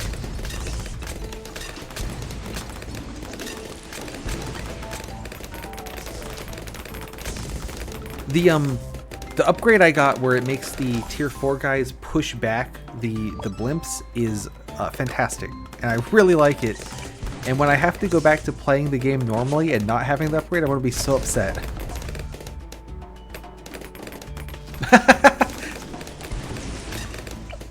Yeah, that's true, because the one that I lost where I realized instantly that I didn't put down the wizard, I could have just gotten out of that for free. That's really funny with the races that you could send all of them and it would still let you restart. We'll go ahead and get this. How are you doing?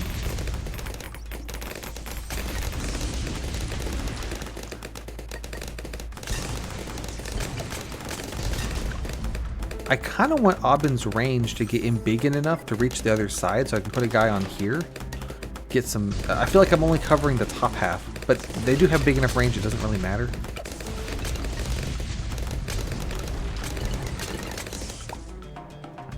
That makes sense. That makes sense. I always just wing the races, and that's why I don't do very well. So if I put you down here, you do get this buff still. That's perfect. Okay, fantastic.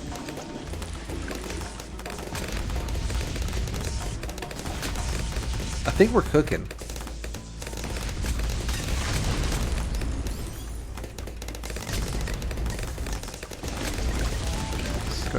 So you're not going to get the Aubin buff, but that's fine.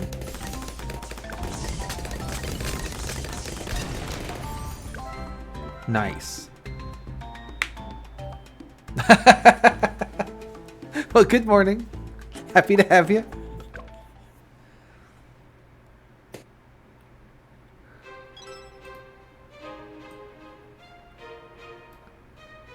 Let's see what we got. Let's see. I love this. This one is so funny. I'm not using any support monkeys this time. But this one's great. So we looked at this one last time, and it's interesting, right? Because all the magic monkey buffs I have would apply to Aubin, but I still feel like I don't want this because at the moment Aubin can hit the boss even when it's immune to magic. It's one of my 2 towers that will be able to. So I think I don't want that. So I'm just going to go for this to make my helicopters faster. And then we have a mini game. I don't think I've shown you this one. So there's these mini games. This is least cash. I'm usually pretty good at these. So there's these targets to hit, and as long as I don't spend more than this money, I get the artifact. Yeah, I've also got I've got both of the upgrades that make the helicopters fire in funny patterns, which is good because it amuses me. Let's see. So this time Aubin's starting at level 7, so I do need the wizard. Or I could upgrade to level 8. The wizard's 1930. Upgrading Abin is slightly less than that. So, for least cash, I think this is going to be the move. And then we can throw down this guy. That is our Heart of Thunder dude. And then I can throw down this guy. You're going to be the Heart of Oak. I've spent 8440. And as long as I spend less than 10,000, we get the thing. So I'm going to see if just these two can do it. And if it looks like we're losing, I'll throw down another druid really fast. So in the mini games, ooh, boosts, all tower. You don't. If I lose here, if the balloons kill me, I don't lose a life for it. I could replay the mini game and spend a life to do that, but I never do that because if I lost once, I'll probably lose again.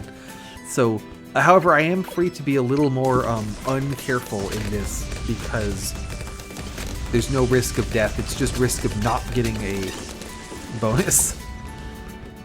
Ooh, I think I will take the legendary. That sounds nice. It's interesting I also got a rare.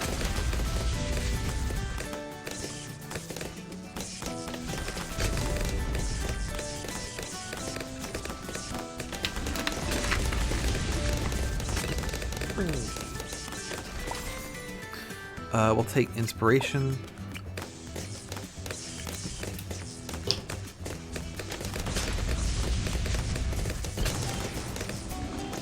I feel like they're doing a pretty good job.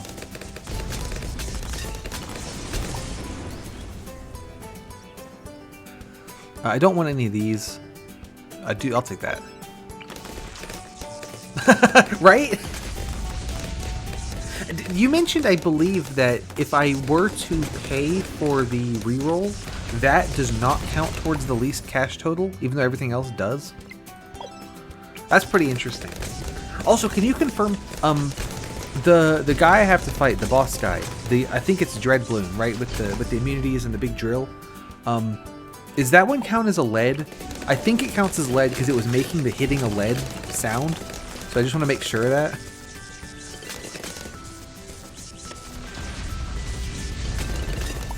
I'm going to do the helicopter tier 4 upgrade. So it'll hit leads anyway, so that's fine. But I'm curious if it counts.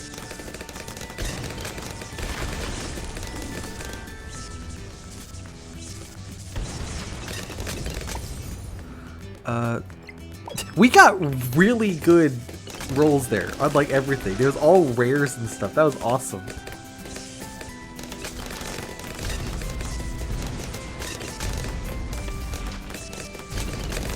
Gotcha. Okay, okay.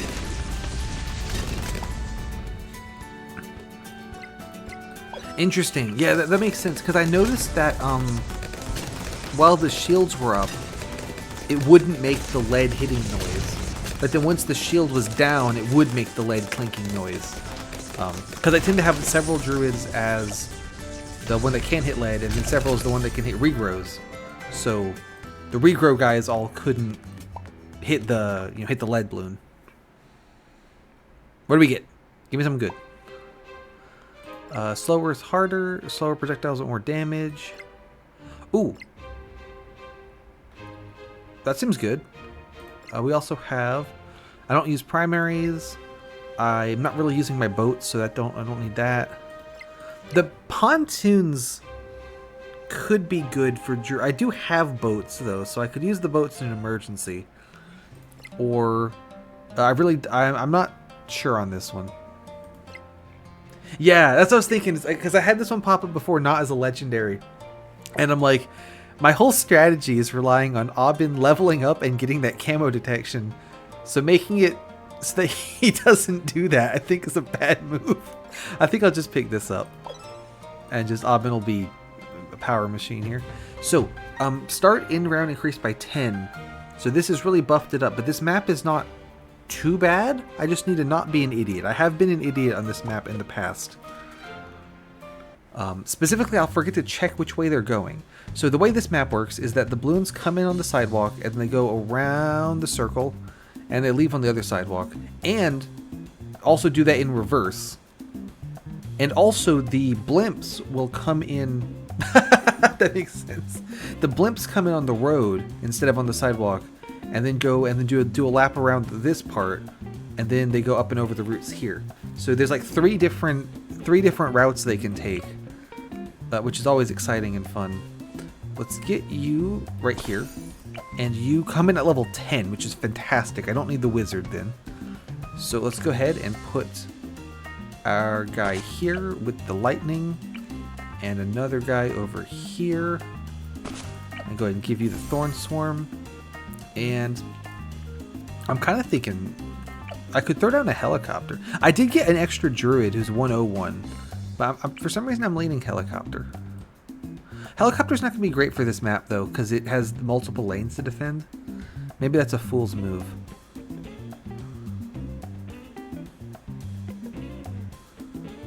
What the hell? I got the druids.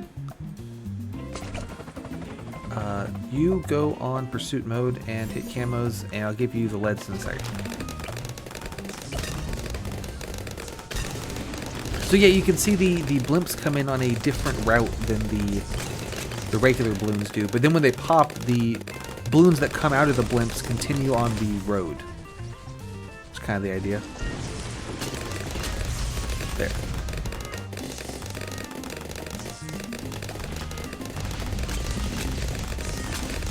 You can also get rid of these cars. Yeah, that's true.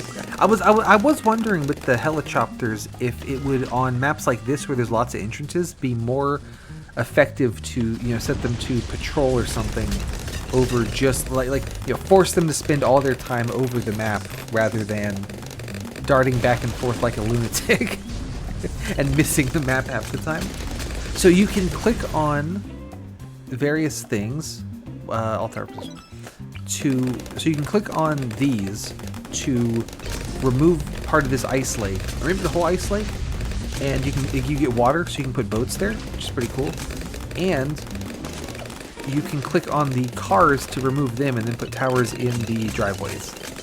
But since I've decided to just spam all my guys right here, I don't really need to do either of those things. Let's get another guy in. You're still getting the Oppen buff back there, so that's perfect. I guess I have both my lead guys on one side, both my regrowers on the other, so maybe I should have swapped that. Because leads could come in from this way, but also these guys have huge range. Oh, I should have pointed this out. I did get, where is it? This one. I got the one where the druids are a little slower, but they increase by damage every round. Which I figured was, I remember we talked about specifically that one's a pretty good get. Okay, so this balloon here, this blimp that we're seeing, the black one, that was a DDT. Now luckily, because my druids are great and Obbin can see camo, that wasn't an issue and we just took it out, no problem. But those can be a very big problem if you're not ready for them. None of these are that good. I'll take a pontoon and never use it. I could use it actually. That'd be really funny. I'm gonna do that.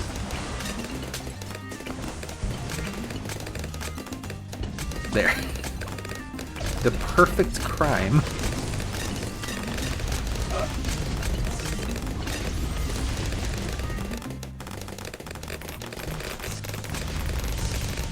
So you see how they're way faster than all the other blimps. So, that's a concern. And they have all the immunities I talked about. But again, luckily the druid with the Obbin camo boost can see them and can hit them. So we don't need to worry about it. Yeah! The boss blimp pushback thing is so good.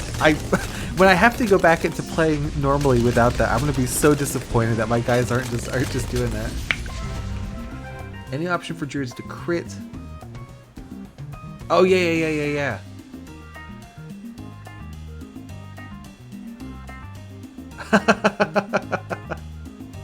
That's gonna be our plan for Dread Balloon then, is I'm gonna glitch one-shot it with my incredibly powerful druids. Although I don't think I actually have any druids I can upgrade to 030. All mine are locked into other paths already, unfortunately. Endurance race. I'm not going to score well here, but we can try it. The gimmick on this map is that it's like a city with various buildings to build, and you have to build the damn map yourself. There's a couple of problems with the plan, but you know, other than that, it's a perfect plan.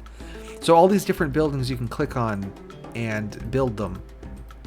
So one path, the balloons come in this way, loop around, over the bridge, around, and then out. And the other, they come down here, and then around here, and then up and over the roots again. So I like to put a defense sort of here to get these guys as they cross, and then these guys as they come around.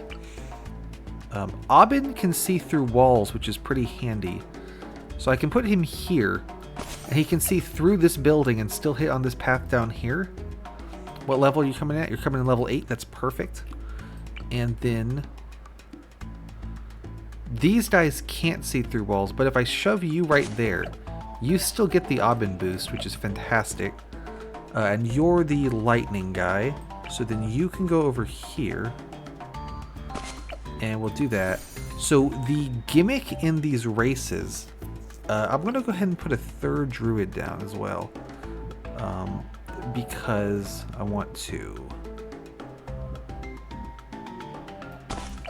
The gimmick in these races is that you can send the next round early. So like when I click on that, you see 2 rounds start coming at once, and I can do it again and make 3 rounds start coming at once.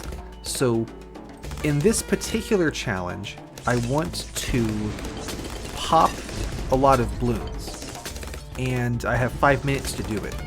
So I need to send rounds quickly so I can get as many pops as I want to have, but not so quickly that they totally overwhelm me. And I tend to play it way too slow, to where I don't get enough pops. But I also thought that if I lost in this, I would actually lose lives for real. You know, if you die in the game, you die in real life. Bingo! So I can play it way more aggressively, knowing that I'm not gonna lose lives. And like you point out, since I have the thing where my druids get stronger every round, as I spam the ability to send in a new round, they'll keep getting stronger as well. That's good to know. That's good to know. I think we're prepared for DDTs, honestly. We can hit camos, and we can hit leads with the druids and more. So I just built this building, you see, so now I can put druids on the roof of the building.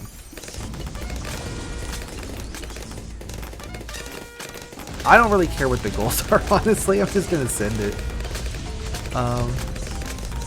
So you can say I can put guys on top of this building, but only because I built it. There's also, you can build this one, you can build these. His range is not really big enough to get to any other building, so I'm thinking the guys there, we're pretty much cooking as hard as we're going to cook. Can I just slot you in there? I can. Let's get all these. And then just start sending them. I could potentially... It would be kind of awesome to get Avatar of Wrath after I've spammed the button 100,000 times. There's a billion guys on stream. I don't think I'm going to make that kind of money, though, but it would be really funny.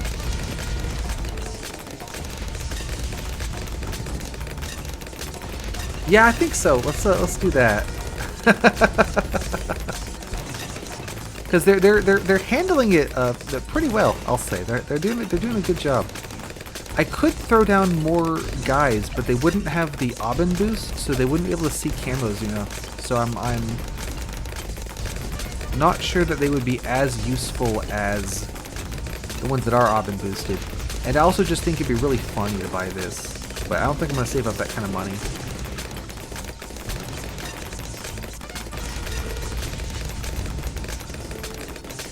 I figure at this point the bat is slow enough, it's not even gonna get to me anyway.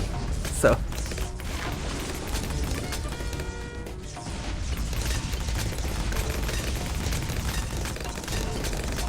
like I'm just pushing back the blimps, right? Like they can't do anything. So I figure we're safe to just kind of spam it. There's the rare, pretty good.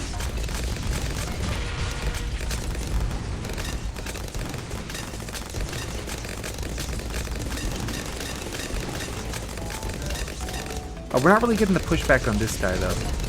I think we still live. Oh, we did get a pushback on the Zom.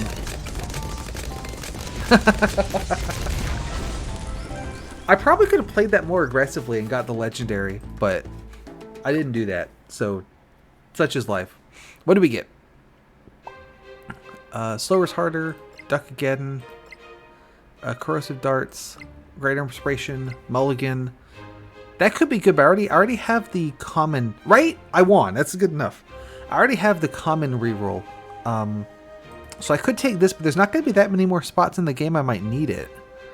I think I'm just going to reroll these, try to get something a little better. What do we get? Spelling. So this doesn't help me because I don't do middle path magic monkeys. This is funny because I already have one of these. So I could get a second one and just really double down on my guys can't hit fucking anything but attack really fast. This would be great because I'm only going to put down 1 or 2 helicopters, so I'm going to get a ton of speed boost with this. That I can't trance and I don't glue. I'm going to get this. Yeah, bingo. Because it's just going to be the 1 or 2 helicopters. I think every time I've won this with helicopters, I have had that upgrade.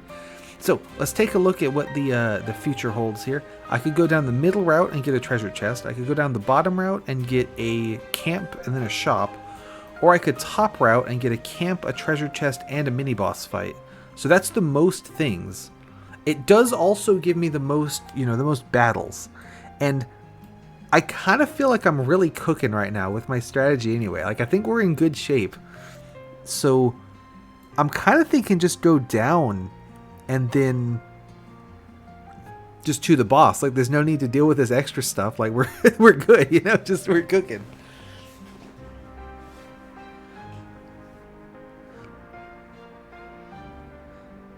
You know what? Fair enough. Thank you, Yui. Thanks for coming by. I hope you had a good time. And I hope I get to see you on Sunday when you do yours. I might have something going on, but hopefully I don't. That's true. Yeah, I could. I could just skip everything also.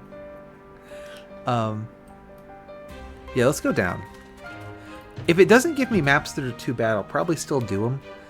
This isn't because it's fun, This is an interesting one. I think this is a good one, right? Like, I know there's not a lot of land area, but I don't need a lot of land area for my druids. I just need to throw down a couple. So I think we play this one out. Because I can slam Aubin on the far side of this triangle. And you're coming at level 8, which is perfect. So then I can just throw druids on this circle. So there's my lightning guy. And you... I do notice now that the course is backwards. So I'll just put some on this half of the triangle too. And we're good to go. Send it. Now this is a camo rush one. Not a camo rush, sorry. A regrow rush one. Which is fine because my druids can get rid of regrow. So it doesn't matter.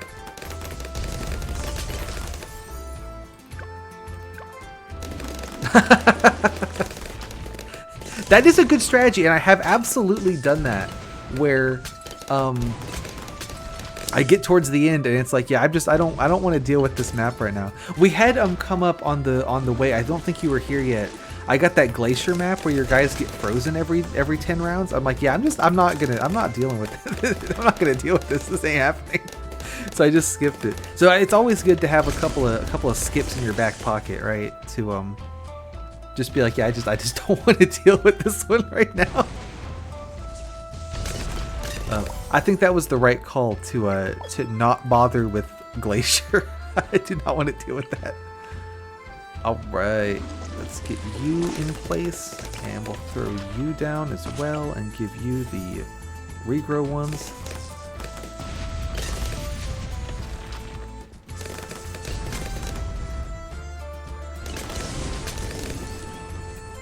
Interesting. That does make sense. Is because it would skip the round where you're frozen essentially. That is pretty cool actually. That's a neat interaction.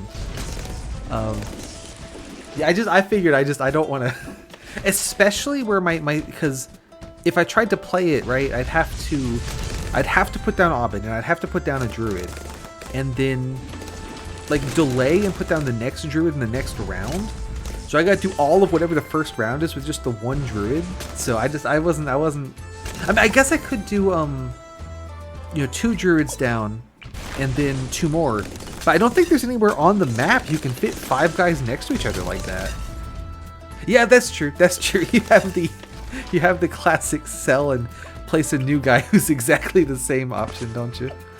The oh no, my twin brother approach.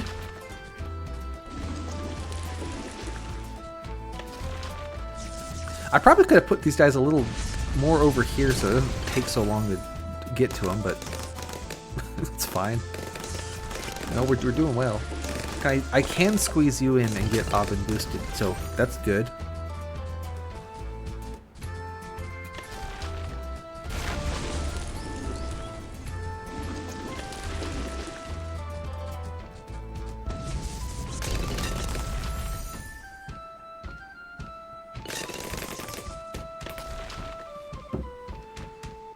Yeah, I tend to do that when I'm not thinking too hard and not notice when a map is played in backwards or forwards. Definitely something to consider.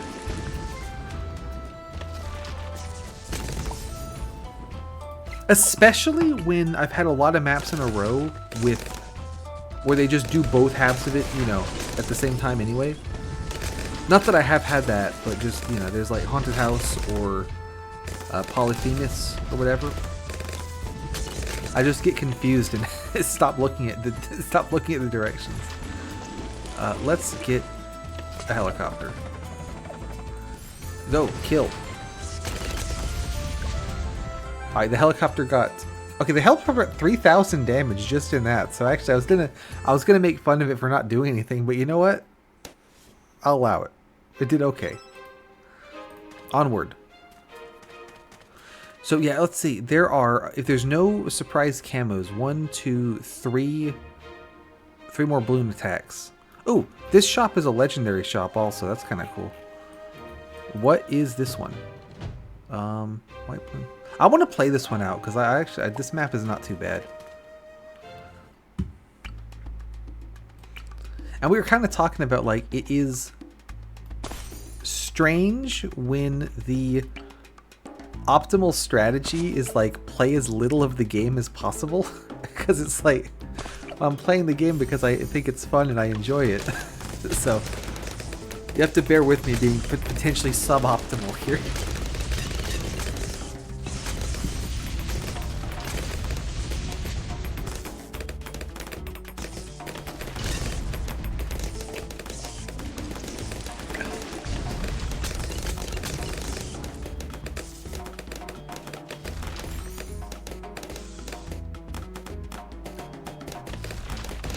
Ooh, interesting.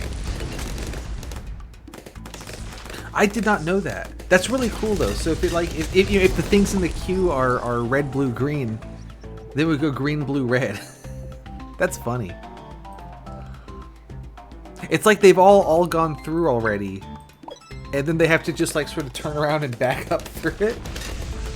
I would not have expected that to be how that works. But I kind of really like that that's how it works. That's really cool. Because I always felt like on a lot of maps, reverse is more or less pointless. You know, like especially the ones like Haunted House where they come in from both sides anyway. It's like, you know, it's reversed, but who cares? Because they're doing exactly the same thing they would do. So it's neat that there is actually like a difference.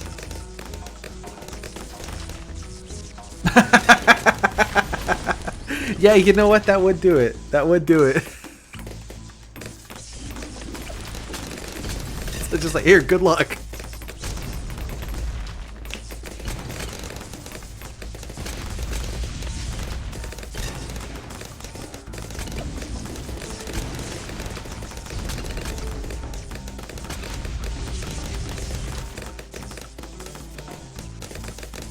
Let's see. Let's go ahead. We'll get Magic Inspiration. And I think I can squeeze you. Yeah, I can squeeze you on and still get the Aubin boost, so Now we're really, now we're really cooking.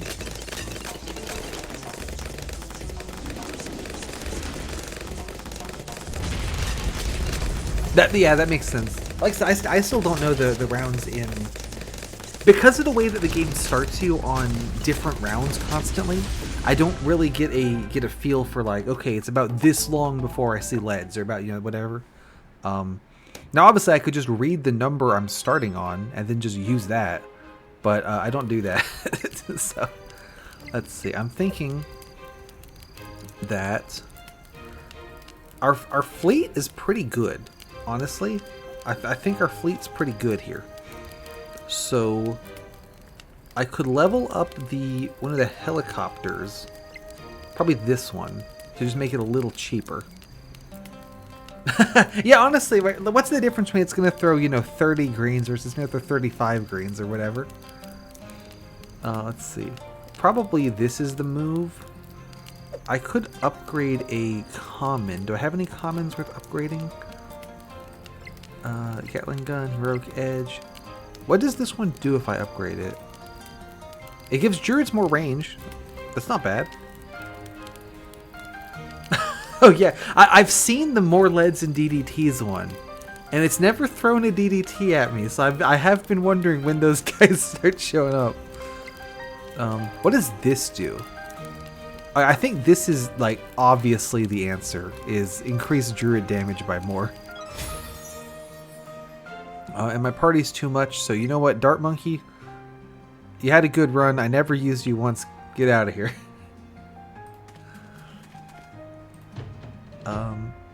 All balloons are fortified. Balloons are... So, absolutely at this point I should skip this, but this map is hella easy, so I want to play it out. So we're going to throw down our Druid. I also want to... I just want to get to play with my crazy strong Druids, right? Like, this is great. I'm gonna end this run, and I'm gonna go back to being a scrub with Druids that don't attack super fast and push back blimps and all this shit. Yeah, that's true. That's a really good point. I wasn't even thinking about that. But and in addition, so I've got a legendary shop, and I've got like 3 shops in a row. So there is an argument for playing them out anyway. But mostly I'm just doing it because I'm having a blast fucking everything over with these Druids.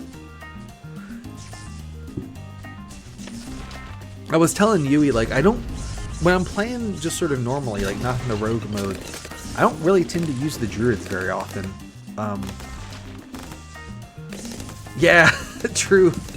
I'm thinking maybe I want to send one of the ones that's like super vital to the strategy, right? Because the only way I'm going to get to save the ones that are like super good and really important is on the 4th boss. Because otherwise I want to keep it so I can continue using it. It might be that Druid buff one, honestly, that we just upgraded. That might be the pick. Or one of the projectile bouncy things, because I really enjoy the bouncy projectiles, and lots of towers use projectiles, so that one is not as sort of like the Druid one is great if you're using Druids, right? But a lot of guys use projectiles, so that one's kind of great if you're using anyone. So probably between those two.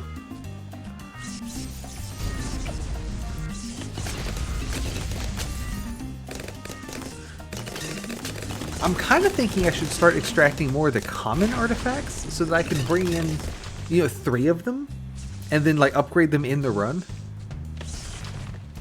Yeah, I think there's a good argument to put in commons, and Dream Team is another really good one, so that also like really affects the strategy, because having these guys not only come back so fast but also have the better range and stuff really makes a difference. So that's a pretty good shout too. And the thing with commons is because they're only worth 3, I could bring in 3 commons instead of having to, you know, if I do a rare or legendary, I don't get to bring in as many things. So I could bring in the common and then upgrade it during the playthrough. It's just as good, right? I think that's a good shout as well. I also don't recall what I have already, so there's that too. So it's the kind of thing, if it tells me, oh, you can't do that when you've already got it, it's like, all right, great.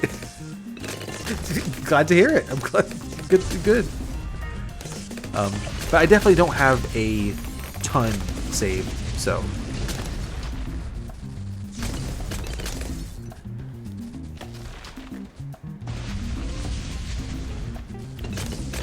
Right, yeah. So we'll it doesn't show you what you have, right? So if there's one that I already have, it doesn't let me extract it again, right?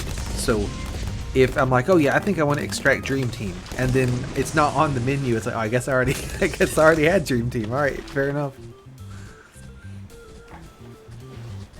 That's my thinking.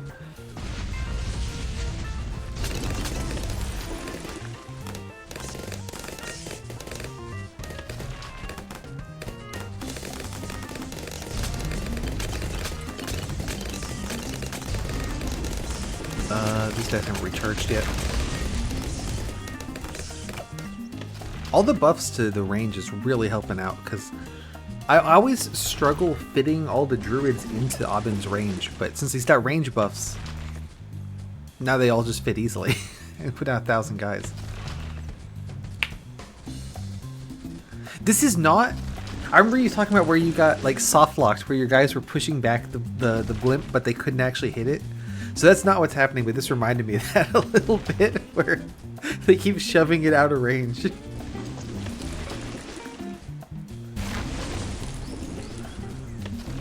I definitely think skipping that castle track back last week, that was definitely the right move. That one was not gonna happen.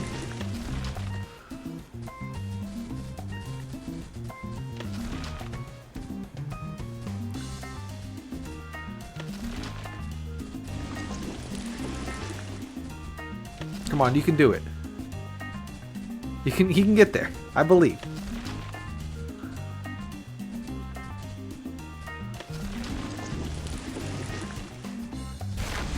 Maybe I should get a helicopter down just to stop them from doing the thing that they're doing right now. They're already done anyway, but that's fine.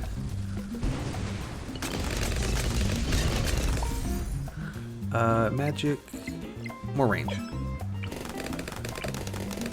The range boosts are great because they... You have the druids boost the other druids, right? So...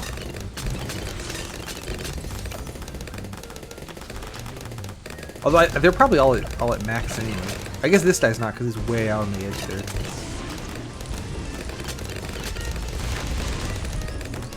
Saving up for the 2970. Not that I need it, but...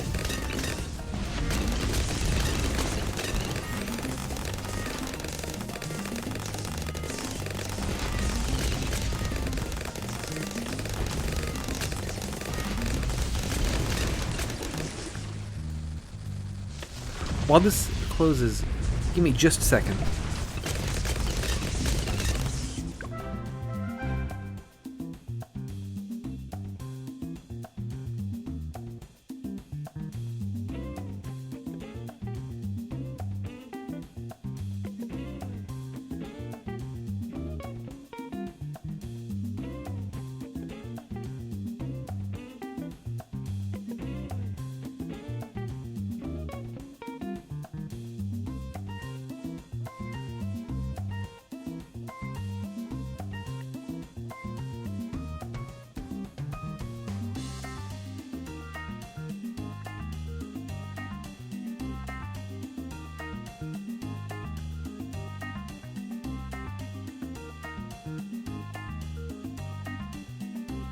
Okay, excellent. We got it.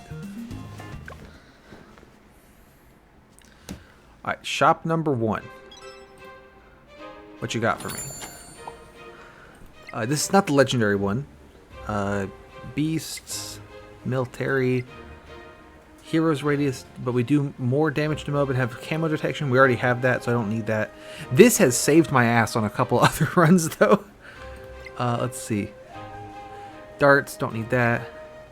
Support monkeys are faster, don't need that. Well, let's see. Pierce reduced, so I don't want that, yeah. Magic do more damage to trance and stunned, I can't do those things. The more pierce and attack range, I don't use support. Monkey subs, don't use those. All right, so I don't want anything from this dude. So we're just gonna carry on.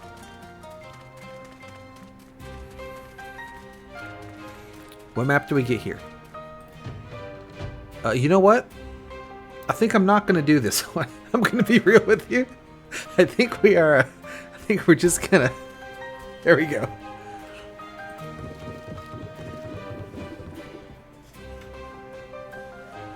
All right. Now, what do you got for me? So we've got military. Have a chance to freeze. Interesting. I'm going to use military. That could be something, but that's not amazing. Banana farms. Don't need that. Magic monkeys. Okay, projectile inspiration is good. I think the orbit thing completely fucks the strategy I have going right now with the druids. So I think I'm not going to pick that up. The militaries are faster. Upgrades are more expensive. Don't want that.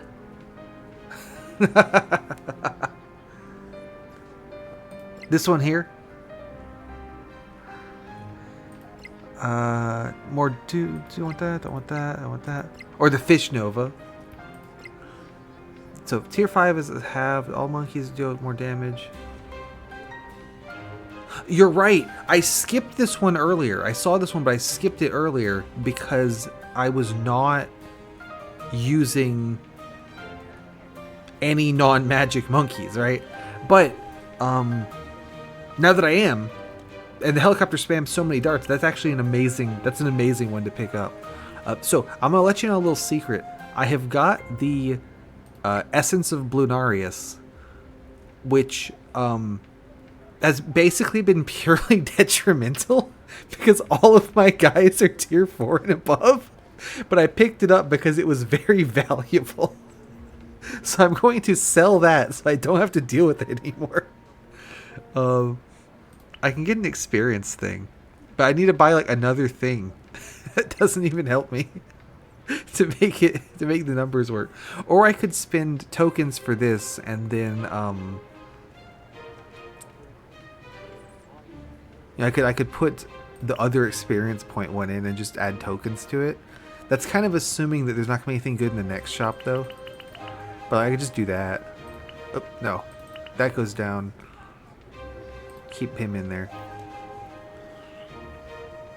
21's still plenty to buy stuff. I think I'm just gonna do that. So that one, and then yeah, give me those. Alright, continue.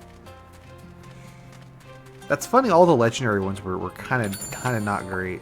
What have you got for me? Monkeys faster, balloons faster, don't like that. Mer monkeys, I'm not using them. I already have this, right? Isn't this why my druids are doing that? No, I'd have that because of the essence of Vortex. So if I get this, it's like a double knockback kind of thing. Faster at the start. There's only one round left that's mostly going to be not the start anyway. Magic monkeys are faster, upgrades are more expensive. That's kind of good, but I am going to rely on the helicopters, and they're pretty expensive already, so I don't think I want that. The support monkey selling thing, I already got rid of that once. That one. Oh, true, yeah. I guess there's no reason not to get it, right? Like, I've got all these tokens that are just going to get wasted. So, we can pick that up.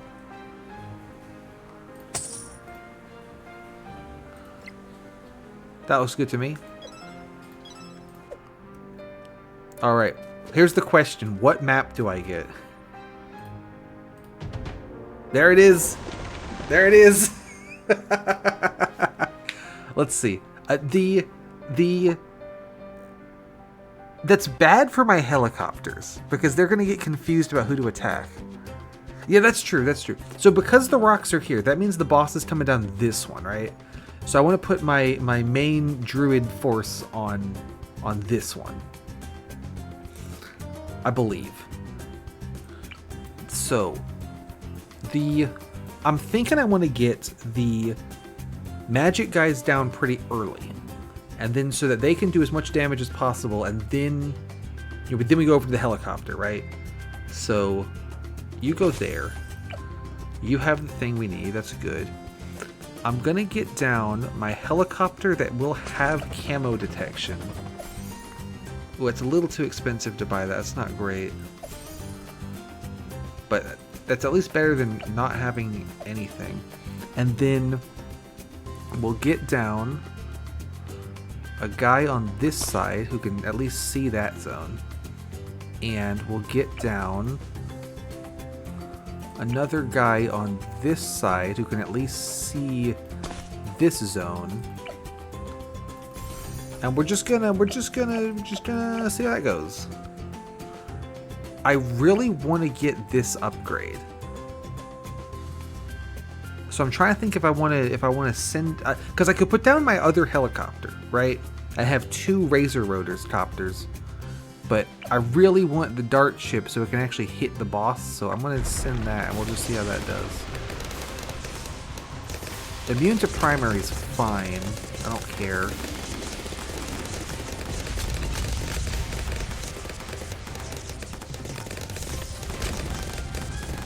I do need to get defense on the right side, you know, at some point. I would love it if the right side defense could be the dart ship, but it doesn't look like I'm going to get enough money in time. So I'm going to do my classic lizard druid move. Yeah, you get those guys. And then we'll get a druid down. Alright, so you're not going to get the Abin buff, but you're still really good.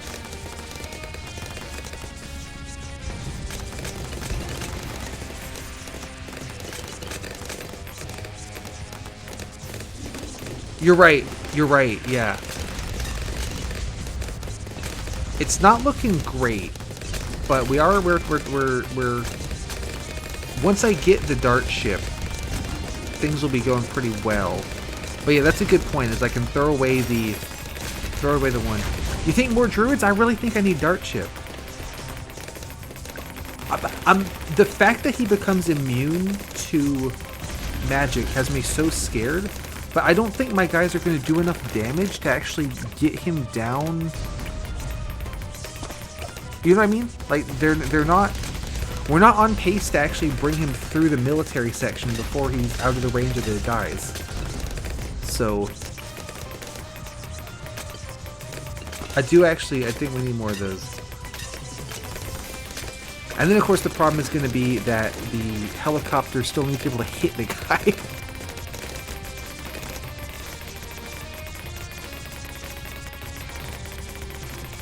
Yeah, because it's already made it halfway. So, I really need to get the dart ship. That's okay, we have more tries at this, right? So it's not the worst thing ever. But yeah, starting with dart ship seems mandatory.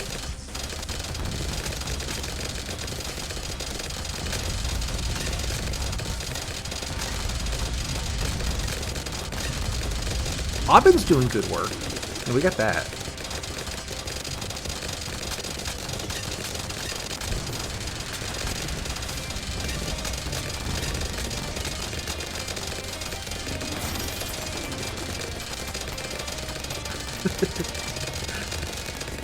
I think we might start losing on the just like straight up. I think we're okay.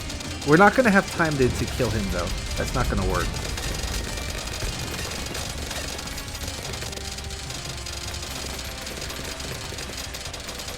I needed to not go back over to the right. Okay, we got a boost. I'll get another all-tower quickening rare. And now he's immune to magic, so I think we're really fucked because I didn't get the dart ship in time. I could sell one of these guys. I don't think it's going to matter, but we can do it. Yeah, see, now the helicopter's getting confused and having to save this lane.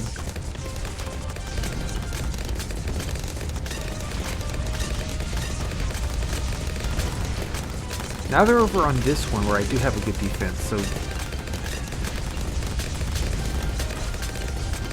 You're right, more druids.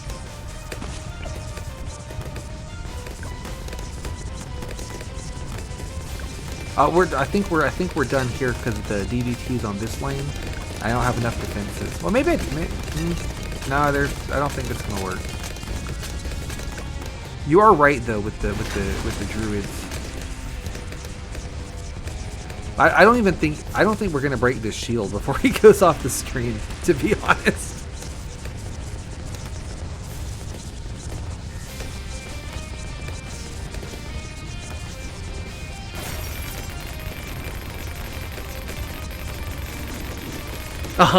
Exactly. Because I mean, we do have more. I have beaten bosses as they're like on. I had one on. What's the map where it's Dockside, I think, right? Where it's got the there's multiple lanes, you know, and it's got the Moab specific lane where all the cars go out of the way. I did beat that one where it took me. He was already up to about here by the time I got through phase 1. And then I had a bunch of pirates or something that just annihilated him in the last second there. I completely agree with the hypothesis of let's get rid of the one making the thing more expensive. Yeah, we'll get rid of that. And we'll try that again. Starting with the dart ship.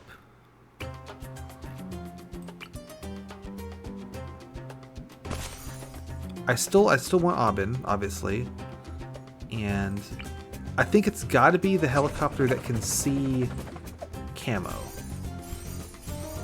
So there's that, and then I will get druids down as fast as I can.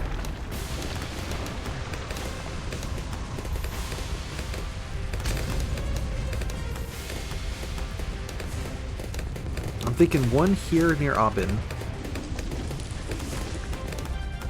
Because I want to use the Aubin buff as much as I can, obviously.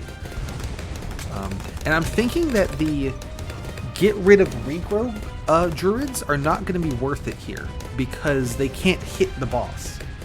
So I'm going to go all in on the hard thorns lead popping ones. I want to wait for this guy.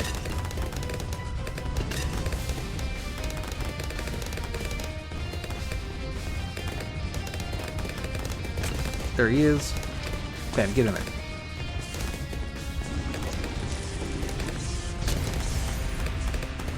I'm gonna be real. I'm not convinced I'm going to win this. I have not had a successful victory on this map, I don't think, at any point. I'm not sure why I follow the disadvantage of Lightning Strike. Is it just that he's more expensive? Because my thinking was that I get the lightning. I guess the lightning strike doesn't help with the boss, does it? That's a fair point.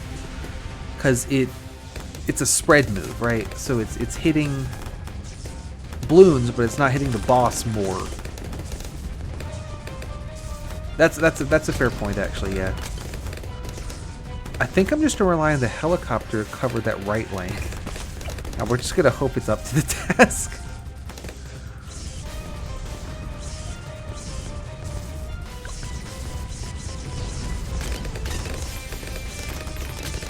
I mean, Dart Ship is good, so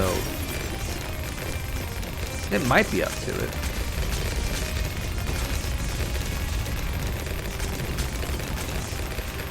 Oh, I should put down more guys. You go, man.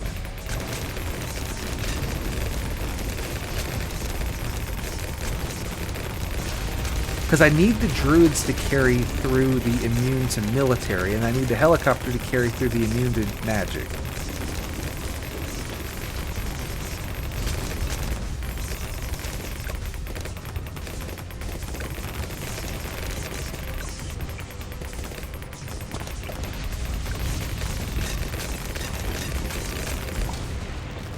All Tower Quickening Rare, that sounds amazing, I'll take that. Yeah, here's the immune military. Hopefully the helicopter can deal with the other ones.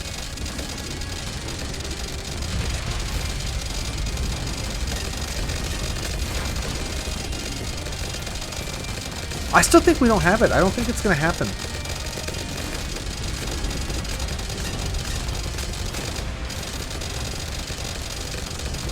I do like how much shit is happening on screen. That's pretty good.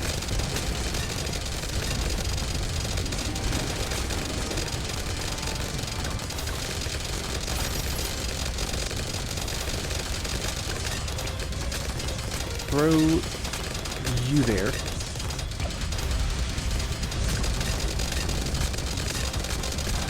Helicopter, you just go deal with the other ones. You're fine. I like that Aubin's range is so much that his projectiles are going all the way over here. 204 heli, sure.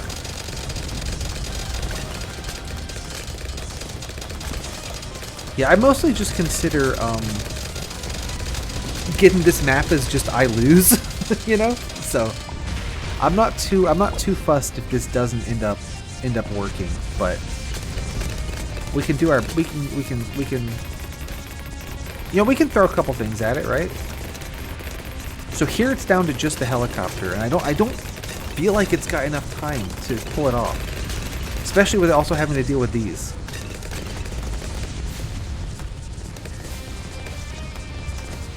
But I think it's got to be the... Because I do have two helicopter options. I've got the 210 and I've got the 102. And I think it's got to be the helicopter that can see camo. Because it also has to defend this lane. Because I can't get... The druids don't... You know, I don't have enough camo hitting options. If I throw down another one, can you go help?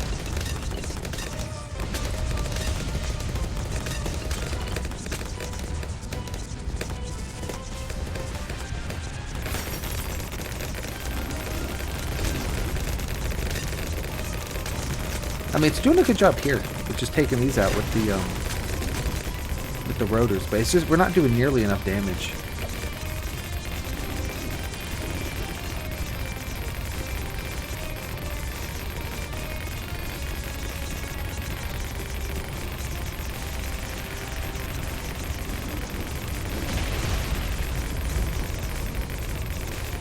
Yeah, okay.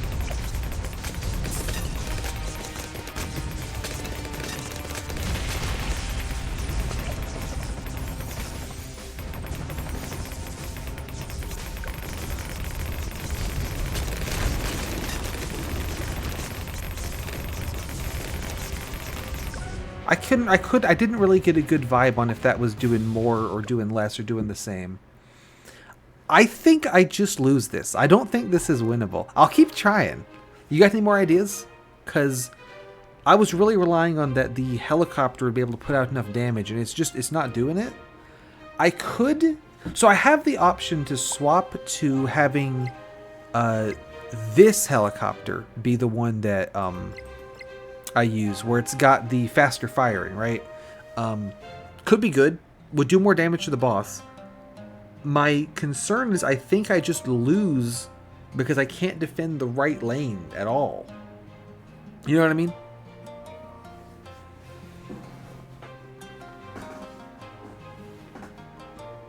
I guess with the wizard, I could use the wizard for camo get rid ofing. And then this one could do it?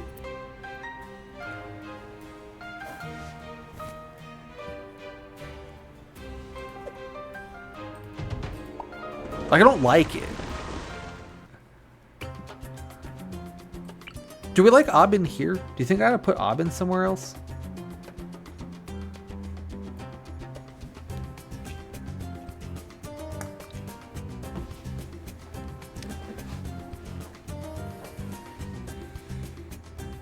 I'm gonna go ahead and do it. And then if I use this helicopter instead, we can't afford Dart Ship. We don't have any camo detect. That's not gonna work, right? Because we can't.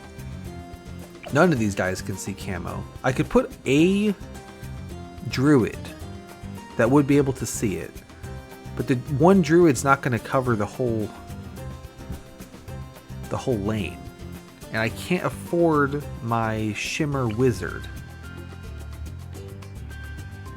And I assume that there will be camo balloons on this round. I feel like that would be insanity if there weren't. I mean, I could put this guy and just see if he can do it. But it's not gonna be enough, right?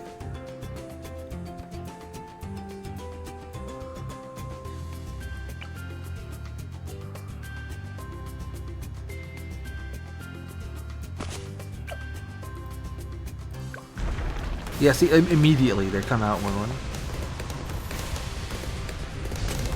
Maybe he can do just like enough.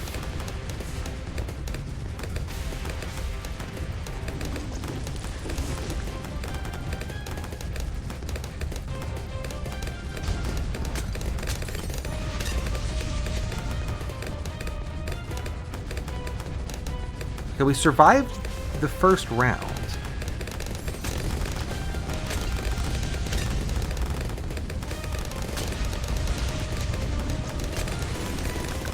I can now get the wizard.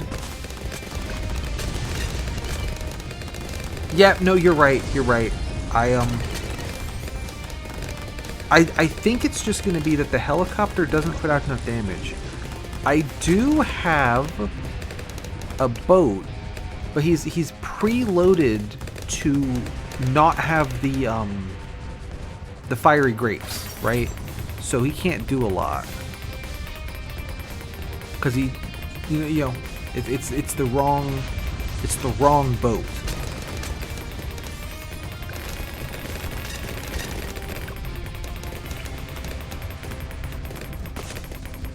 So I think we just lose.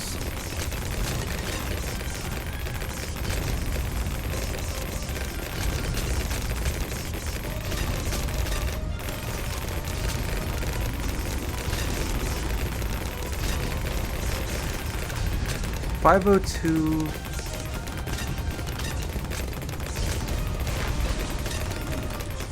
I do have that guy. Yeah. I don't think I have a sniper. I do have a desperado. You're right. You're right. You're right.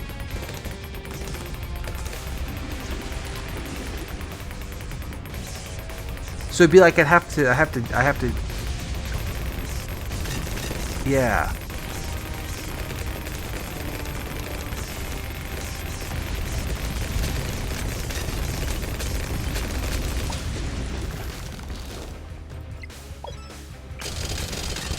Stop.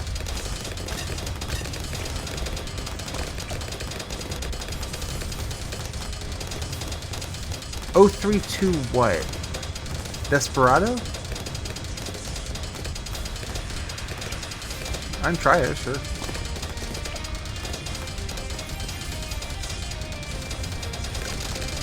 Throw him, yeah, I don't mind.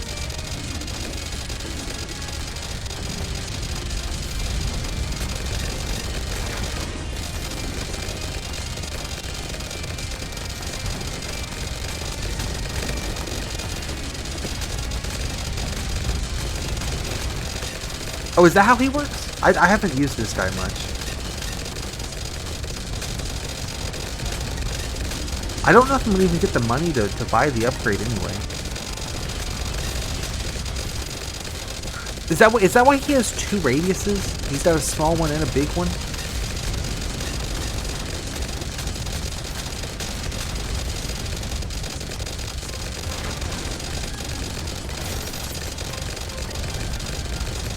Interesting.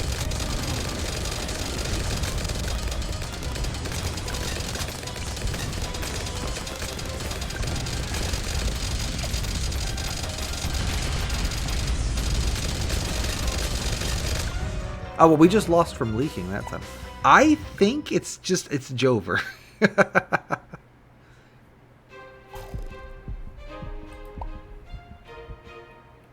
Yeah, it's all good. Let's do one more and do the exact same thing again and then be surprised when it doesn't work.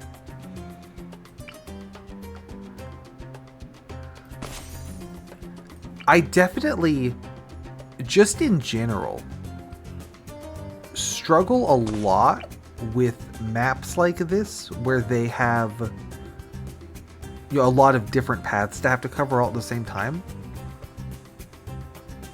I always have a lot of trouble figuring out what the strategy needs to be for, for that to work.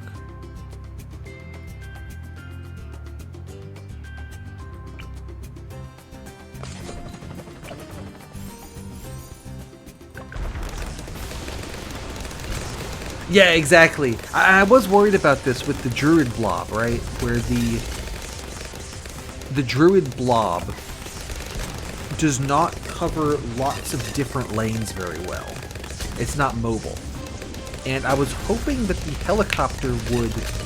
Yeah, I'm really ticked about the boat because I never use... The reason I have the boat... Hang on, I got my dart ship through. The reason I have the boat at all is because I just kind of got it from an artifact I had to take because none of them were any good. And so it's the camo granting one, right? So it's the one that would grant camo detection to everyone. And yeah, so it comes preloaded with the crow's nest. And I always do the boats 3-2. So if I had my choice with this boat, we'd be in a different world.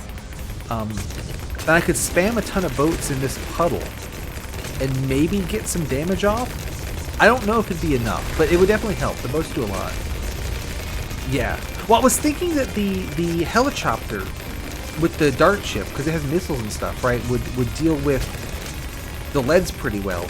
But it's the helicopter seems a lot better at doing, coverage of a lot of guys instead of taking down like one big guy, which obviously is the problem. In previous victories, now I've never won on this map, but I have used... Yeah, that's true, that's true. I have used, Ooh! You know what's really, really funny? I had the opportunity to get the artifact that... Yeah. The artifact that gives your hero the effect of the Monkey Information Center where they can hit all balloon types. So if I had got... And I didn't get that because I was thinking, well, the druids already do that. But if I had gotten that, I could put the helicopter in range of Aubin, and then the machine gun would hit leads. And then maybe we actually could pull this shit off. But I did not pick that one up because I thought that was not useful. So perhaps that was a... Yeah, I think maybe that was the mistake, maybe that was the camel that broke the straw's back, right? I was thinking, obviously, the druids already hit all balloon types. All this is going to do is make them attack more slowly. I don't need this. But little did I know, I did need this. I think on a longer map as well, with more time for the helicopter, it would eventually get there, but... Yeah. Oh well. We're gonna just die of balloons.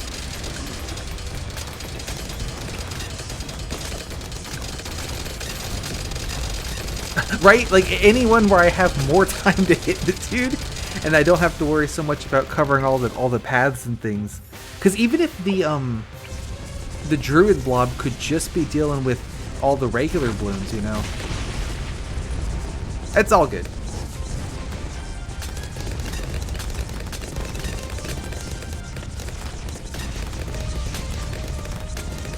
I can show you my artifact progress and stuff as well. I did get an achievement this run because I needed the one for beating a boss and coming in with no artifacts and beating a boss, and I did get that.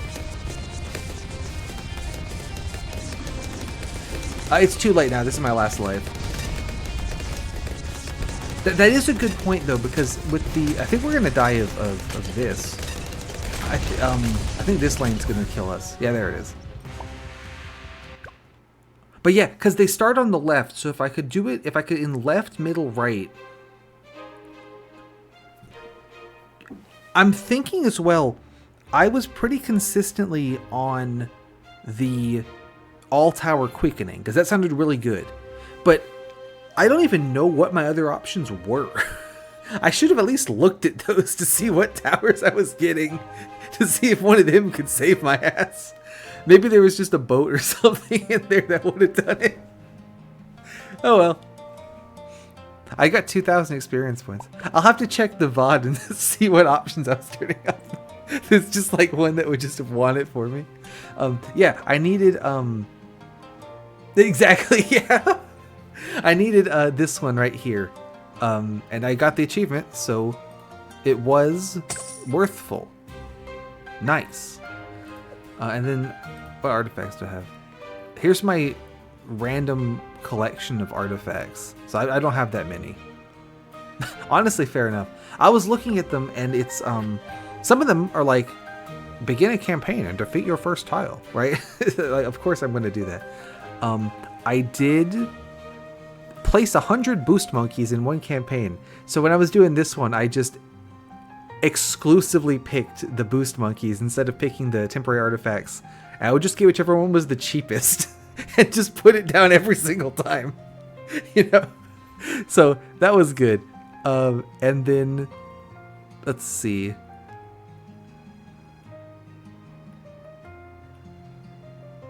I think that was really the only one I had to do a specific playstyle for. Oh, place every unique type of tower in one campaign. I got that on the same one because I placed 100 random guys. So of course I got all of them. I did by the end. I was like, I don't think I've placed like a super monkey yet. Let me get one of those just to make sure. So I got these two at the same time. And then obviously we just got the one. So the ones I still need are just collecting artifacts, collecting a shitload of artifacts, beating a bunch of stages. I need to play on the chimps mode at least once to get the to beat the 5th act. And then I have not obtained a single tier 5 of any tower. So I'm not doing very well on this achievement. They're too expensive. It's like I don't know when I'd ever place them aside from the boss fight. I guess there is a world where I could get a tier 5 and exclusively use it for boss fights. Oh well. Yeah, I noticed that. It's called chimps mode, but when I was looking at it, like, it doesn't have the... Some of the letters are missing, right? Also, you start with 2 hearts. So that's it. And then I was looking at these. These are funny. But I've been like I told you, my goal at the moment is essentially to use all of these dudes. True. And just get some victories with these guys. I guess that makes sense. Yeah, is you can they're generous, right? You get 2. So yeah, what does Abin 2 start with? We still have a druid, and I get a ninja as well, and he starts with interesting. Yeah, I've done some of these things. I haven't. There's a lot I'm missing, but I've just been kind of whatever I happen to get, just dump it. Whatever, not too much strategy in it. That makes a ton of sense because one reason I don't use Churchill more often in regular play is I didn't mean to start that, but I guess I did. I don't want to do that right now. I don't use him more in regular play is because he's too expensive to put down immediately. So I got to put down some other junk, defend long enough to you know what I mean? It's just slightly annoying. But in Rogue, yeah, you start with enough money to just buy him. So I feel like he'd be pretty good in Rogue. I mostly use Sada, honestly, which again, I struggle a ton with multi-lane maps, and I'm using the hero with the smallest radius, so like, of course I'm struggling with them. Yeah, that's true. It's just I'm not good at this game. So, what do I have a power for? I guess I got an engineer at some point. Anyway, thank you for coming. Too bad I didn't get the victory, but kind of everything just lined up just right that I couldn't win it. With potentially some bad moves on my part as well in the setup. So thanks for coming. I hope you have a good one. And I think that's going to do it for today. So I'll see you. I'm thinking that next week, because usually what I do. Oh yeah, there's this thing's going on. I'm thinking next week I'm going to go back to doing the old ass Minecraft maps I usually do. Because what I've been doing for the last couple while is playing these old-ass Minecraft maps with the challenge of not jumping. But I started doing balloons because I was just having a lot of fun playing the roguelike mode. I just wanted to play that. I think I'm probably going to switch back to the challenge next week. So if you're looking for more balloons, then probably not me. But maybe I'll just be like, man, I don't feel like playing Minecraft right now. We're playing balloons again. So no promises. But yeah, it was just a pure like, man, I'm having too much fun playing this Rogue Legacy Legends thing. I don't want to play another game right now. Anyway, but yeah, thanks for coming by. Have a good one, and I'll see you. Bye.